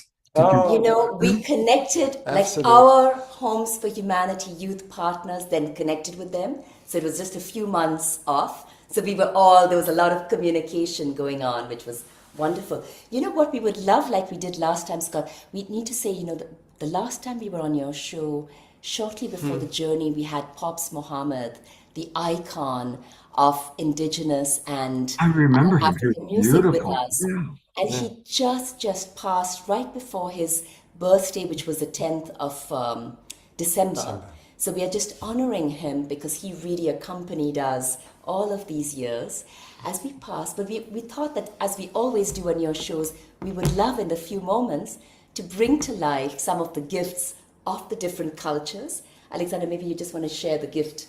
We mentioned we traveled as a gift culture and a gift economy, which meant that what we really wanted to bring back, maybe you want to share that, is the values of generosity and sharing, and which is deeply ingrained actually in all our cultures, which we found this profound sense of generosity, of sharing home and sharing what you have. This is a beautiful bag that in fact Rama received when we visited a wonderful tribe in Kenya, in the Mount Savu reservation, and who are working on a new kind of economy, and they invited us into their space, and at the very end we received this gift, which now carries the gifts of all the cultures we visited. And just going back to our gifting culture, what it means is, we offer the journey as a gift. We go to every country and work with children, with women, with youth, with indigenous elders, and recognize who want to build a future, but also honor and recognize outstanding organizations that are role models for how we could live in peace and unity and harmony with nature and with each other. And we received the hospitality. We always stayed home to home with our hosts. So everything we were able to do was because we could travel at minimum cost, living with people, them transporting us from place to place. So very ecological. And then, the few gifts that we received, financially from well-wishers to enable this to happen. And the impact in 1 year made us realize, my gosh, if that could happen in 1 year, what can we not do in the 7 years of the journey? So we can really experience every year how this world is coming into being. So just a few cloths, if you're up to it, that we could travel with, yes. So this one has one cloth from every country or community we were in, which we received. And the beauty with cloth is, it's really the coming together of nature and culture, right? Because cloth is made out of nature. And so when we travel with it, people touch it.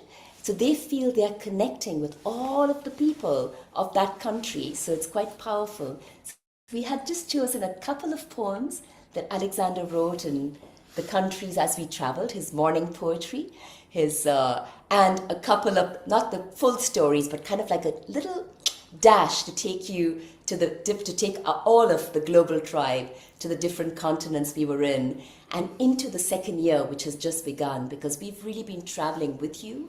You've been with us, the global tribe has been with us. It's been an awakening journey with you. And we would love it that as the years unfold, we are tapping in with the global tribe, regularly, season by season, to continue this journey together. Yeah. And Scott, maybe just to mention the Global Tribe, it's so beautiful how many partner organizations also work with us, from the Holo Movement and Purpose Earth, or Tatiana's organization, Ignite. All of this is coming together. World Future Council, and the prize. We could come And it's very true. It seems like it started with the pandemic. And March of 2020 is when the Global Peace Tribe was born. And I noticed that is when Unity Earth and the Field and so many organizations began around that time. And instead of there being this kind of competitive, thing that it used to be like that with nonprofits, everybody just supports everybody else. It's, I grew up in LA, which was Los Angeles in the entertainment industry, which of course is highly competitive. And just the lack of competition and the amount of compersion, I love that word, compersion, that takes place within all of our different groups. Just like, of course, the moment I mentioned Patron Antoinette, of course you're collaborating with them, right? So we're all teaming up in our own unique ways, which is such a beautiful thing. I want our audience to know how they can learn much more about you, because this is just a little homeopathic dose of your amazing medicine. So please go, everybody, to homeforhumanity.earth and set aside some time because there's a lot to look at. It's a very elaborate website. And this is, of course, what we're talking about. They just got back from 20 countries, and there's so much to share. They've got videos, and it's just beautiful exploring. I was taking a look at it last night, and there's so many parts to what's happening here. So please, let's all support Home for Humanity. And when we go back live, I'm going to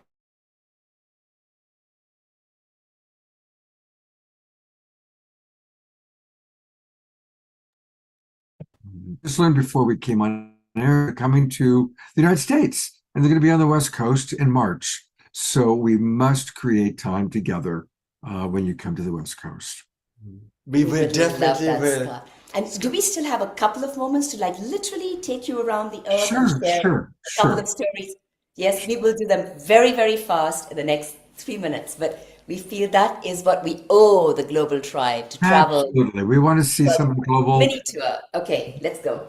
So in the spirit of gifting, we open this little journey around the planet, our one home, with a poem called Gift.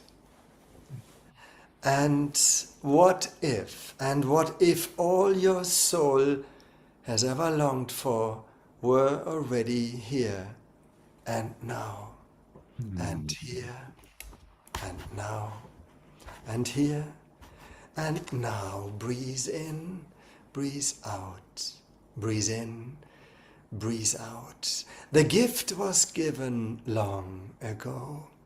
Time to unravel what is yours to live. Do not lose patience with yourself, though you have failed 1,000 times. Life longs to play the violin with you, producing tunes of here and now, and here and now. Breathe in, breathe out, until you realize and you are one. Have always been. Breathe in, breathe out. And with that, to Africa. Beautiful, beautiful. Welcome to Africa. We are the youth of Africa, the young women and the young men. And we welcome you to Nakibale Refugee Settlement. We may be refugees from the war in the Congo, but here our gift is we are transforming our pain and suffering in this refugee camp where we are exiles, homeless, into Nyumba ya Umoja, a home of unity. Nyumba, home, Umoja, unity. Welcome to Nyumba ya Umoja. From Africa to Asia.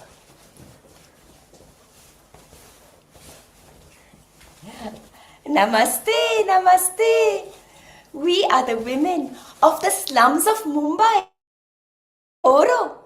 And our gift that we offer you is to transform the violence and oppression that we have suffered and our belief in our powerlessness into our realization. We are not powerless. We have the power within ourselves, in the inner home of our hearts.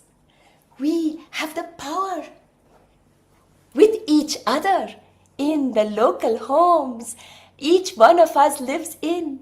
And together we have the power to transform our powerlessness, to bring about change in the whole world, because this earth is our one home. So our gift is Shakti. Shakti means power, and all of us have power. And finally, welcome to the beginning of the Abya Yala. Oh, we are moving to Abya Yala from Asia to Mexico. Welcome to the Americas.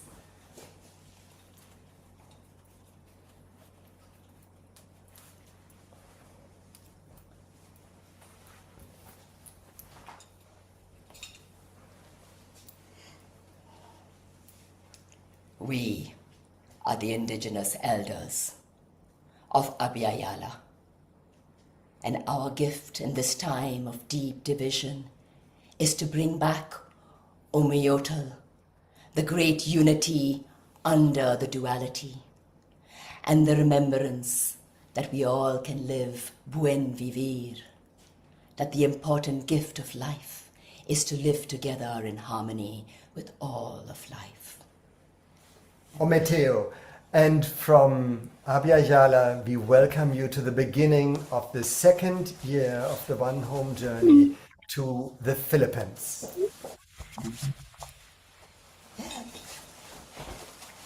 Welcome to our school. We are the children of the Kauswagen Central Elementary School, and we are so proud that now Kauswagen is the first municipality to be named a home for humanity. Our parents lived for 50 years of war, and there was so much poverty and hunger in our land. But now there is peace between our Muslim and our Christian brothers and sisters, and we are planting organic unity gardens for peace here in our school and all over our municipality. And that is how we are going to create a world that is a home for humanity in unity with all life on earth. And that's what we call Kalibutan. Kalibutan is the earth.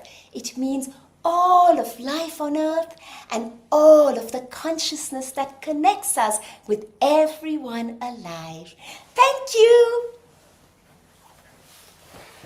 Dear friends, all of these cases were homes for humanity.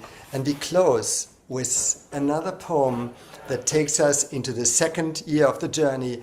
And again, it is entitled Gift. And once more, happy birthday, dear Scott. Gift. Yes! And even if I got the message that all life would end tomorrow and the universe would vanish, I would still bake my bread and would reserve some grains for planting futures. How could I possibly abandon life in such a crucial moment, having received the greatest gift of all, falling in love abundantly and madly with existence on every single day? Oh, I love you two so much. I love how theatrical you are and you're willing, and the way you convey your embodied memory. For example, the Philippine municipality. So you really embody your memory of who you met and then convey it back to us. It's a gift. It is an amazing and rare and unique gift that you have. Really. Thank you, Scott, for letting us share that. And it was just a way to say what you just did a few moments ago, that this for us is really a shared journey. You know, what was very beautiful, the reason we were in the Philippines is, much to our surprise, we were invited to receive a peace prize, and we said we will accept it on condition that you accept that the prize is a collective prize for everyone who's been involved in this journey, who's been involved over the years, who's been involved in this past year, and who will be involved in all the years to come. And they allowed us to do so. So you won't believe it. We went on stage in this magnificent, beautiful ceremony with our earth and with our bag of all the cloths. So we were carrying all the geographies and all the cultures and all the people and all the animals that we had met. And symbolically, we had an empty bag from the Philippines gifted to us by a young social entrepreneur woman who would symbolize the empty bag of all the people and cultures and countries to come. And we received the gift, the prize, in our collective name. And it was an invitation to say, we would love that everyone joins, everyone shares what is their gift to life and how would they like to be connected in this weaving of this journey. And there is a little page which you just shared called Join the Journey, which shows all the different ways people can join. I think it's, It's I'll pull it up right here. Here we go.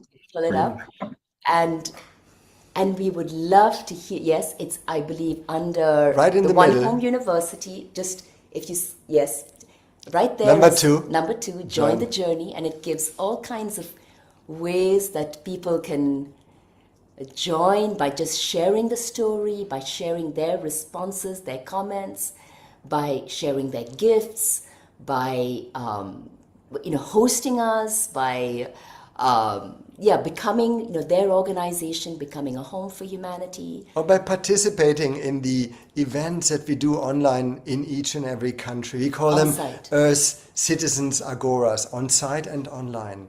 So there are many ways, and we are continuing to weave the global tribe all together, Scott. So you, your community, all of us together do have a chance of building a beautiful new sunrise, which is emerging behind your head. And Beautiful. Thank you so much. And I'm going to, of course, send this out to everybody. We're also going to make a separate segment of what we just recorded, and I'll send that to you. And also we'll put it on our playlist. And I love you both so much, and I hope to see you. I will see you. we will. In We March. will plan it ASAP, very early, so we can, make it live. And dear Scott, happy Happy birthday. Somewhere in the flood of emails you'll receive, there'll be our wishes on Christmas Day, and we'll Well, celebrate with you. Thank you. WhatsApp is a good way. Now that we've got WhatsApp, that. only let's use the WhatsApp. WhatsApp Only to talk WhatsApp. get started. Yeah. Me too. Love you guys so Much much. love. 70 hugs and more. Aren't they wonderful?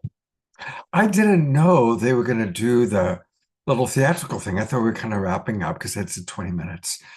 And then when she was hustling so fast to change her costumes and do the different voices and do the different characters from the Philippines or Mexico or wherever it was really, really quite beautiful.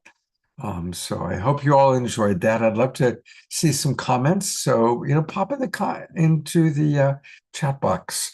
So Kat says, very sweet. It was wonderful. Absolutely lovely. Very sweet. Okay, good. It was good for me. I hope it was good for all of you.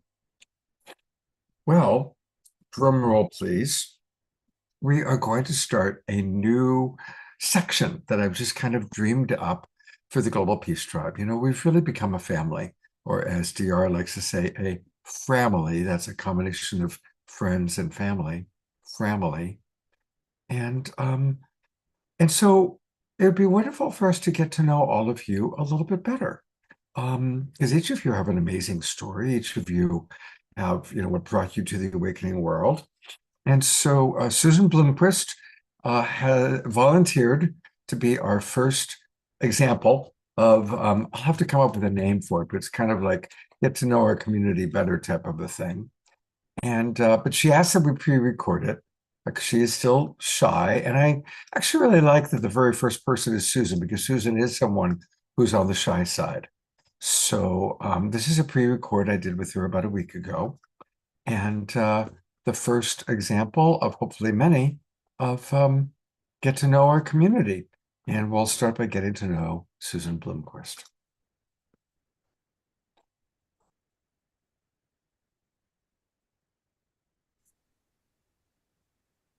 Susan, I'm really happy to be talking with you, and you've been a big part of Global Peace Tribe for a long time. And I'd love to hear a little bit more about your story, about maybe how this community has had a positive impact on you. Thank you. Thank you for letting me tell this, because a lot of us have stories in the Global Peace Tribe, and we've supported each other and upheld by listening to and holding each other in your container. So we are all very grateful to you, but I think that in my case, I just want to talk about why I am in particular grateful for this whole situation that you have been holding. So my story, I'm going to go back to, when I got married and we had decided to have children, we decided that I would stay more or less home with the kids until they were old enough to really, do their own lives. And when we had kids, I bought a business that would be able to be alone while I took care of the kids. So along they came, and we were doing fine, kind of normal life until about, well, in the beginning, I had to go to the schools and volunteer. So I spent a lot of time in schools with children. And this is in addition to a lot of time I've spent with children because I have a big family. Mhm. So that history makes me similar in story to a lot of teachers, and there's a lot of teachers on the Global Peace Tribe. Yeah, that's true. We attract a lot of educators. Yeah, a lot of teachers. And so I'm not a teacher, but I was there. I was there day in and day out for years. I mean, because the situation is kind of out of control. I mean, schools do not have nearly enough people to take care of the jobs that they're supposed to be doing. And there's always some volunteers, and then they would just sort of be the volunteers year after year, and they would do the job. But my life just went away because there was such a need for young people to have just anyone there to help them grow and get in through their lives. I mean, just get through recess for one thing. So I witnessed a great deal of childhood behavior and parents and teachers and how that all was. And so when I came to the Global Peace Tribe, I had come from a place of that experience. And then in addition to that, much worse and crazier, my children were diagnosed with Lyme in 2012, I believe. And they had had years of difficult experiences in school. The bullying is out of control, and they wouldn't go to school a lot of times. They'd be sick and they'd stay home, and I'd have to talk to a lot of the administrators. And I have to say this because I've thought about it. If any of them ever hear this, they were very helpful. That being the case, I was threatened. They said,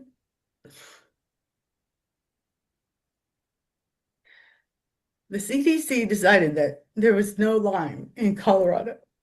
So none of the schools had any policy for us. We just didn't fit. There was no policy. There was no policy for my kids staying home. The doctor we were working with, who was really considered one of the best doctors in the country around this, and has a list of clients that you can't get through. He said it would be best to go ahead and try to do school. And so we tried half time, and that sort of worked, but not very good. And then just things happened, and there was no policy. And the reason I am so very much in honor of Chief Phil is because there's like ways you deal with things, deal with people, and the principles of unity and development, they were never applied in school. And so the journey was very difficult. And so when I found the Global Peace Tribe, I was not in a good place. I also had no idea how to talk on Zoom or communicate in this way. And so that was a huge learning curve. And a lot of us depend on you, and there was like a period when all of us were like, excuse me, how do you do this? And how do you, I mean, you were really supportive about all that. so you helped us grow, even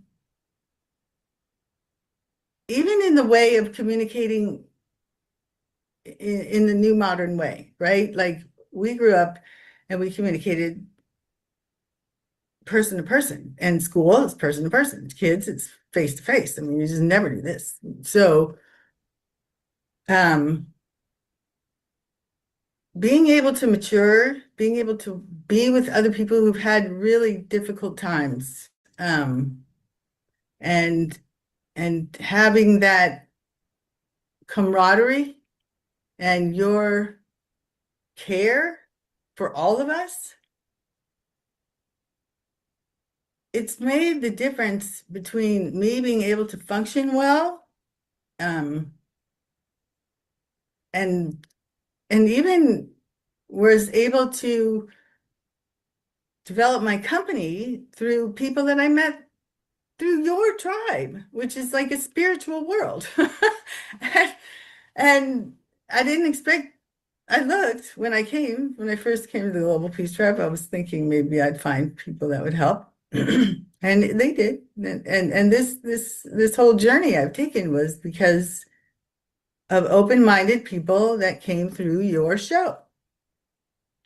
And another thing I wanted to tell people that are working with the Global Peace Tribe is that there's some kind of, with all the spiritual people and the healings and the just the presentations and all the different presentations, each person with their different needs will find something that resonates. And that's part of the testimonial I wanted to make, and that just without having to see it all, you'll be led to the right place. There's some kind of magic about all this. It flows, and all of us have shown in our faces, in our presentations of ourselves, in our ability to communicate with each other. This is a real triumph. And it's not hero worship. It's genuine gratitude for people who needed a little bit of leadership to get out of like stories. And so many of us have really been able to walk with more dignity and more peace.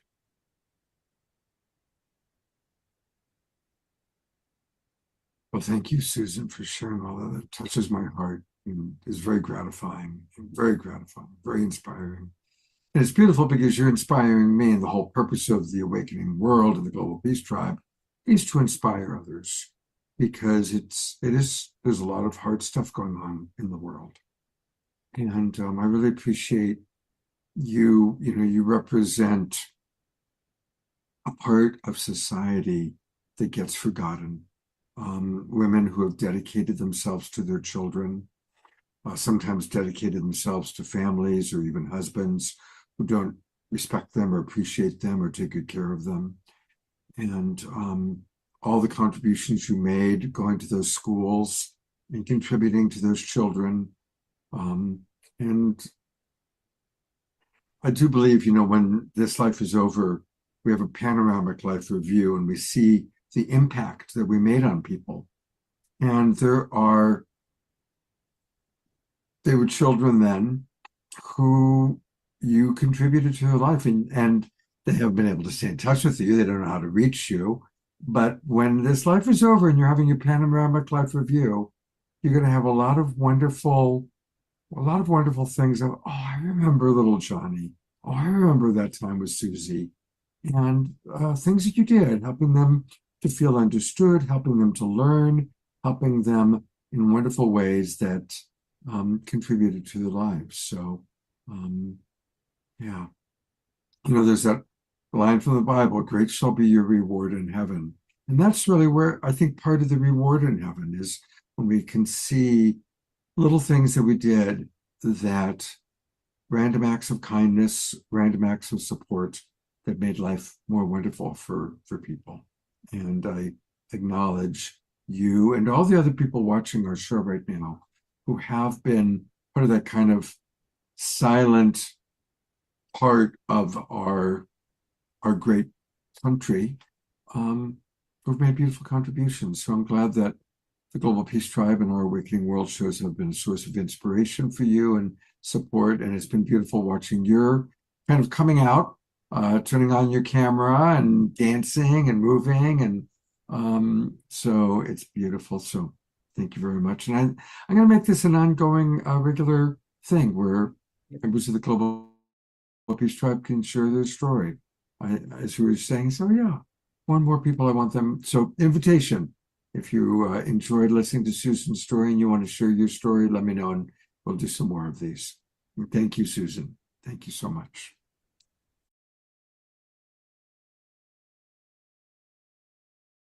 Oh, and mute. Isn't that beautiful? And I'm appreciating a lot of the comments coming into the chat box. And Susan, I know you're here on the show right now, a little bit shy with your camera off. But I definitely would love to do more of these. So if any of you would like to either come on live on camera or like Susan did, do a pre-record and share your story, let me know and we'll make that happen. And if people enjoyed this new segment, let me know. All right. Okay, I am going to turn it over to Diara and Desiree for our prayer time, and then we'll close out with an Om Shar song. And I am seeing a lot of wonderful comments coming in, by the way. Really, really nice to see. Beautiful. Thank you. And Susan's receiving your responses, which is beautiful. Thank you. All right, it is prayer time. Here is Diara. And where's her partner? There she is. Thank you, Scott. And thank you, Susan. Oh, that just warmed my heart, and sending you maximum grace for all the things you've been through. And then sending maximum grace to all of the other individuals who have been through things as well. So I'm going to start the prayer today with a nice big breath in through the nose, out through the mouth. Atikira kara surukare sirakate sarakore sirakata sirakata sarakata sarakate surukoto surukata sarakata sara. Isarakate sarakata sara. As we release what no longer serves us, we bring in light. Kurete sarakate sarakate sarakate sarakate surukata. We expand our knowledge. Tikrete kara sarakata. We expand our knowing. Tikrete kara sarakata kara sarakata sara. But we can also grow that light from within. The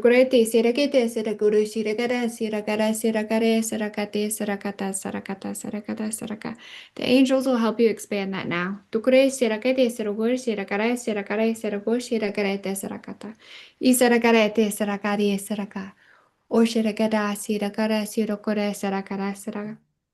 As we get in touch with our true authentic selves, we speak our truth.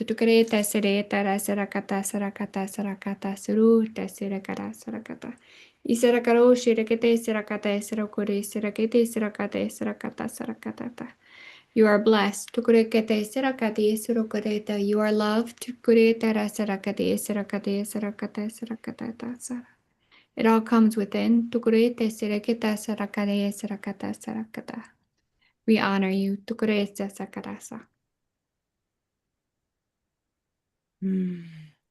And taking that beautiful energy bestowed upon ourselves and sending that out to all of us who've been touched in one way or another by education, by all those who have their hearts in the right place that are giving and providing service. We support them as well. So healing in every way for any of the wounds that we may have experienced. And we take this out beyond ourselves again and send this out around the world, healing the discord, the seeming separation, and scooping up this energy that we've been hearing about tonight, tangibly taking that energy and molding it into that love and sending that out. And so breathing in peace, bringing ourselves back into the coherence, back into that oneness, back into the bliss, pushing away anything other than that. And then offering this state of coherence and bliss in the field to all who are ready to receive. And blessing all of us in our tribe, blessing all of us who are stepping out more courageously to be seen, to be heard, to be shown. And we remember that systems are made up of people, and we can pray for the people in the systems that they see the light, they see their own love, and healing, healing, healing for those who've not yet reached that space.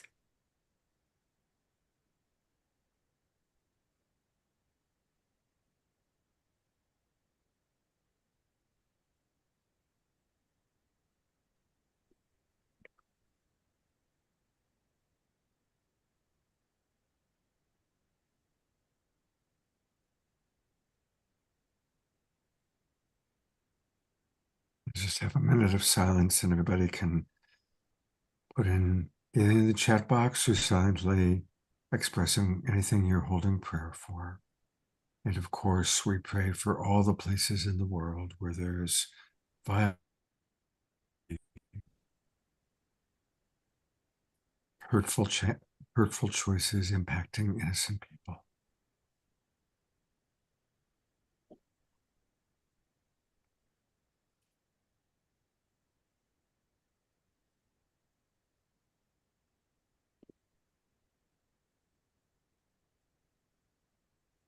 Thank you so much, Desiree. DR, I so appreciate your contributions every week. Thank you, thank you, thank you. And I'm going to flow right into our closing song for the night with our beloved Om Shar. Thank you, beautiful ones. Feel that deeply. And Susan, Ms. Bloomquist, that you rocked, sweetheart. I know it's also a challenge to watch yourself after the fact, but you touched me, so I'm sure that you've touched many folks here. And this is a song we can all sing. I'm going to put it in the chat. Don't unmute, just sing it to yourselves loud. And we've sung it before, but it just felt to be present with us tonight. And there it is in the chat. And here we go.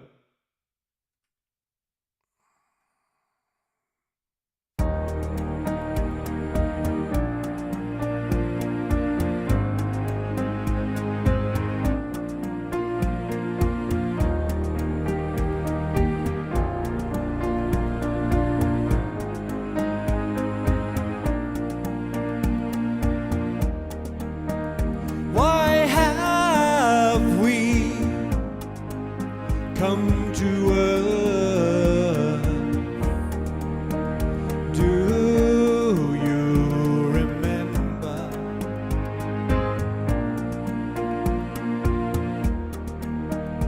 Why have we taken birth? Why have we come to love, serve and remember? To love, serve and remember. To love, serve and remember.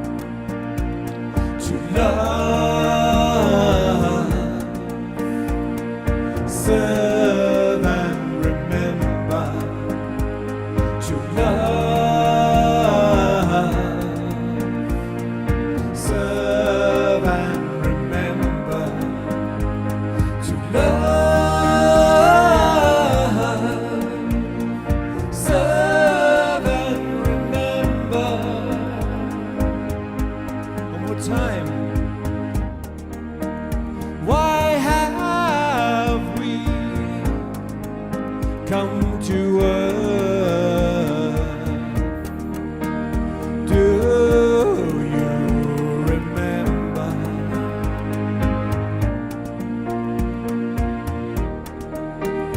Why have we taken birth? Why have we come to love, serve and remember? To love, serve and remember. To love, serve and remember. To love, serve and remember. To love,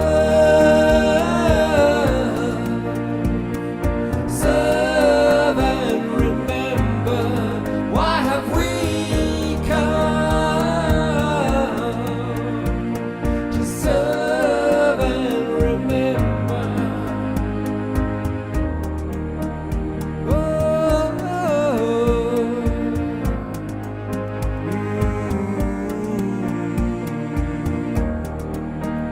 Why have we come? Last one. To love, serve and remember. To love, serve and remember. To love, serve and remember. Remember to love, serve and remember.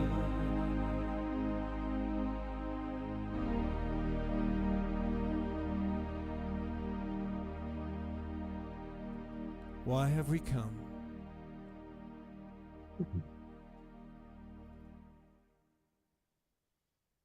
Can everybody feel that? Can you feel the love emanating from Omashar and then rippling out through the people moving and holding space? And that is the message. That is it. We are here to love, serve, and remember. Big twinkle for Omashar. That is magnificent. That's just magnificent. That was very inspired. Oh, thank you, bro.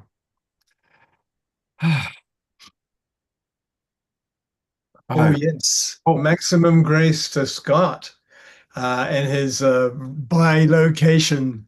He's back in his old throne, which is his new throne. And I'm just sending maximum grace for this shift because I know on the inside there's always a bit of turmoil. And so thank you for continuing. Do you realize that it was only 10 minutes before our green room meeting that Scott arrived in his new digs, let's say. He jumped out of his car, turned on his computer and said, "I'm ready." The sad truth, the sad part is that I am leaving the Kind Heart Ranch, and it's heartbreaking, honestly. But I'm also really grateful to have a beautiful home here in Tiburon with a lovely community, and my friend Emily is here, and I've got a great space, and Jazzy knows everybody, and everybody loves Jazzy, so I feel blessed. I feel blessed and sad. You know, it's really both. You know, it's like I go back and forth between the sadness and the gratitude, the sadness and the gratitude. Bittersweet. Yeah. Yeah, and that is how life is, you know. Seeing some of the things that people put into the chat box, Carol, and what her relatives are going through. It's amazing. It's well, not even amazing. It's a travesty. And yeah, here we are. We can just hold each other and love and support and just uplift each other and spiral upwards together. Because there was something. What was it earlier? I forget where it was. Someone said that we've spiraled down into as small as we can get into the smallest boxes. And there's nowhere else to go except to spiral up again. And as we're spiraling up, all that is not is flecking off from us, and occasionally we get re-embroiled, but we're doing it together. And so thank God, Goddess, for that. Absolutely. Thank you for the acknowledgement. Thank you, A couple brother. of other things I do want to share. I almost forgot. It's for those of you watching on Facebook and YouTube, come join us. Come join the Global Peace Tribe. We've just started a brand new season. And our new season is every Wednesday and every Saturday night. And we do special shows, including this Sunday. We're going to have a Sacred Sunday show. But please register for the new season. Go to globalpeacetribe.com and then just click register for the new season, and that'll take you to our registration page. It really will if you do it. I can't because it's some weird thing, but if you click that, it will take you to the registration page. And join us. We want you to be part of this amazing family. It really is a remarkable group of people. And then I always like to share with people what's coming up. And on Saturday night, it is another Soul Search night. And I'm actually going to be going to Rohnert Park. There's a Soul Search Enlightenment Expo happening in Rohnert Park. And so it's going to be, Rohnert Park is in the Bay Area. So any of you that are in the Bay Area, definitely come. It's Saturday. I'll get there sometime Saturday afternoon, and I'll be doing my Awakening World show from the hotel where the expo is happening. And we've got great guests. Anthony and Renee, probably the ones that you all know the most. Barbara Tintori will be my co-host. And so that's what's happening on Saturday night. And then, if at all possible, come to Rohnert Park back on Sunday, because union between a man and a woman. Now, some of you may know that I was originally going to do this with Eden, and then Eden got a really good gig this weekend. And I'm very grateful that I was able to call Katrina, who's co-founder of the Love Coach Academy with me and my longtime friend of 20 years. And she's going to pinch hit for Eden. And Katrina is just as fascinating and is brilliant. So anyway, of course, for those of you that can't make it to Rohnert Park, please join us. I will put the link to the Zoom room into the chat box in a moment. And of course, we will, I'll send out an email to all of our subscribers. So it's going to be Sunday at 12 noon Pacific time. So put that on your calendars, Sunday at 12 noon Pacific time. And I hope to see some of you in person, and it'd be really wonderful to see all of you, hopefully online in the Zoom room. And I'm going to get the invitation right now. Here it is, copy invitation. You don't need all that stuff. You just need this part. And I'm going to put it into the chat box. There you go. So take a moment to copy the link. That's the link that I just put in for this Sunday at 12 noon. And hope to see as many of you there as possible. The last thing I wanted to show is, as you know, I've dedicated this year, both Kristen and I had such a wonderful visit with her when she came to visit. We have dedicated this year to magic, mystery, and miracles.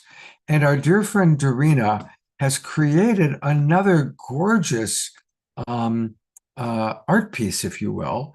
So in the center, we have magic, mystery, and miracles. And then she's added as kind of words of intention, happiness, harmony, co-creation, coherence, healing, and wholeness.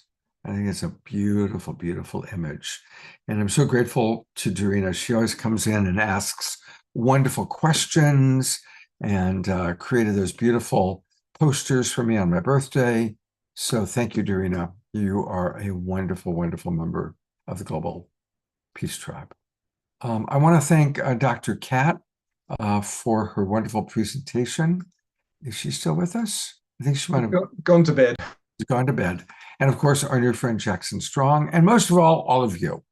Thank you for being such wonderful human beings, dedicating your lives as all of you have. I've got you on gallery view.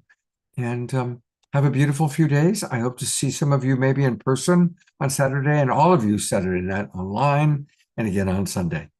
Take care, everybody. Have a beautiful evening and good night.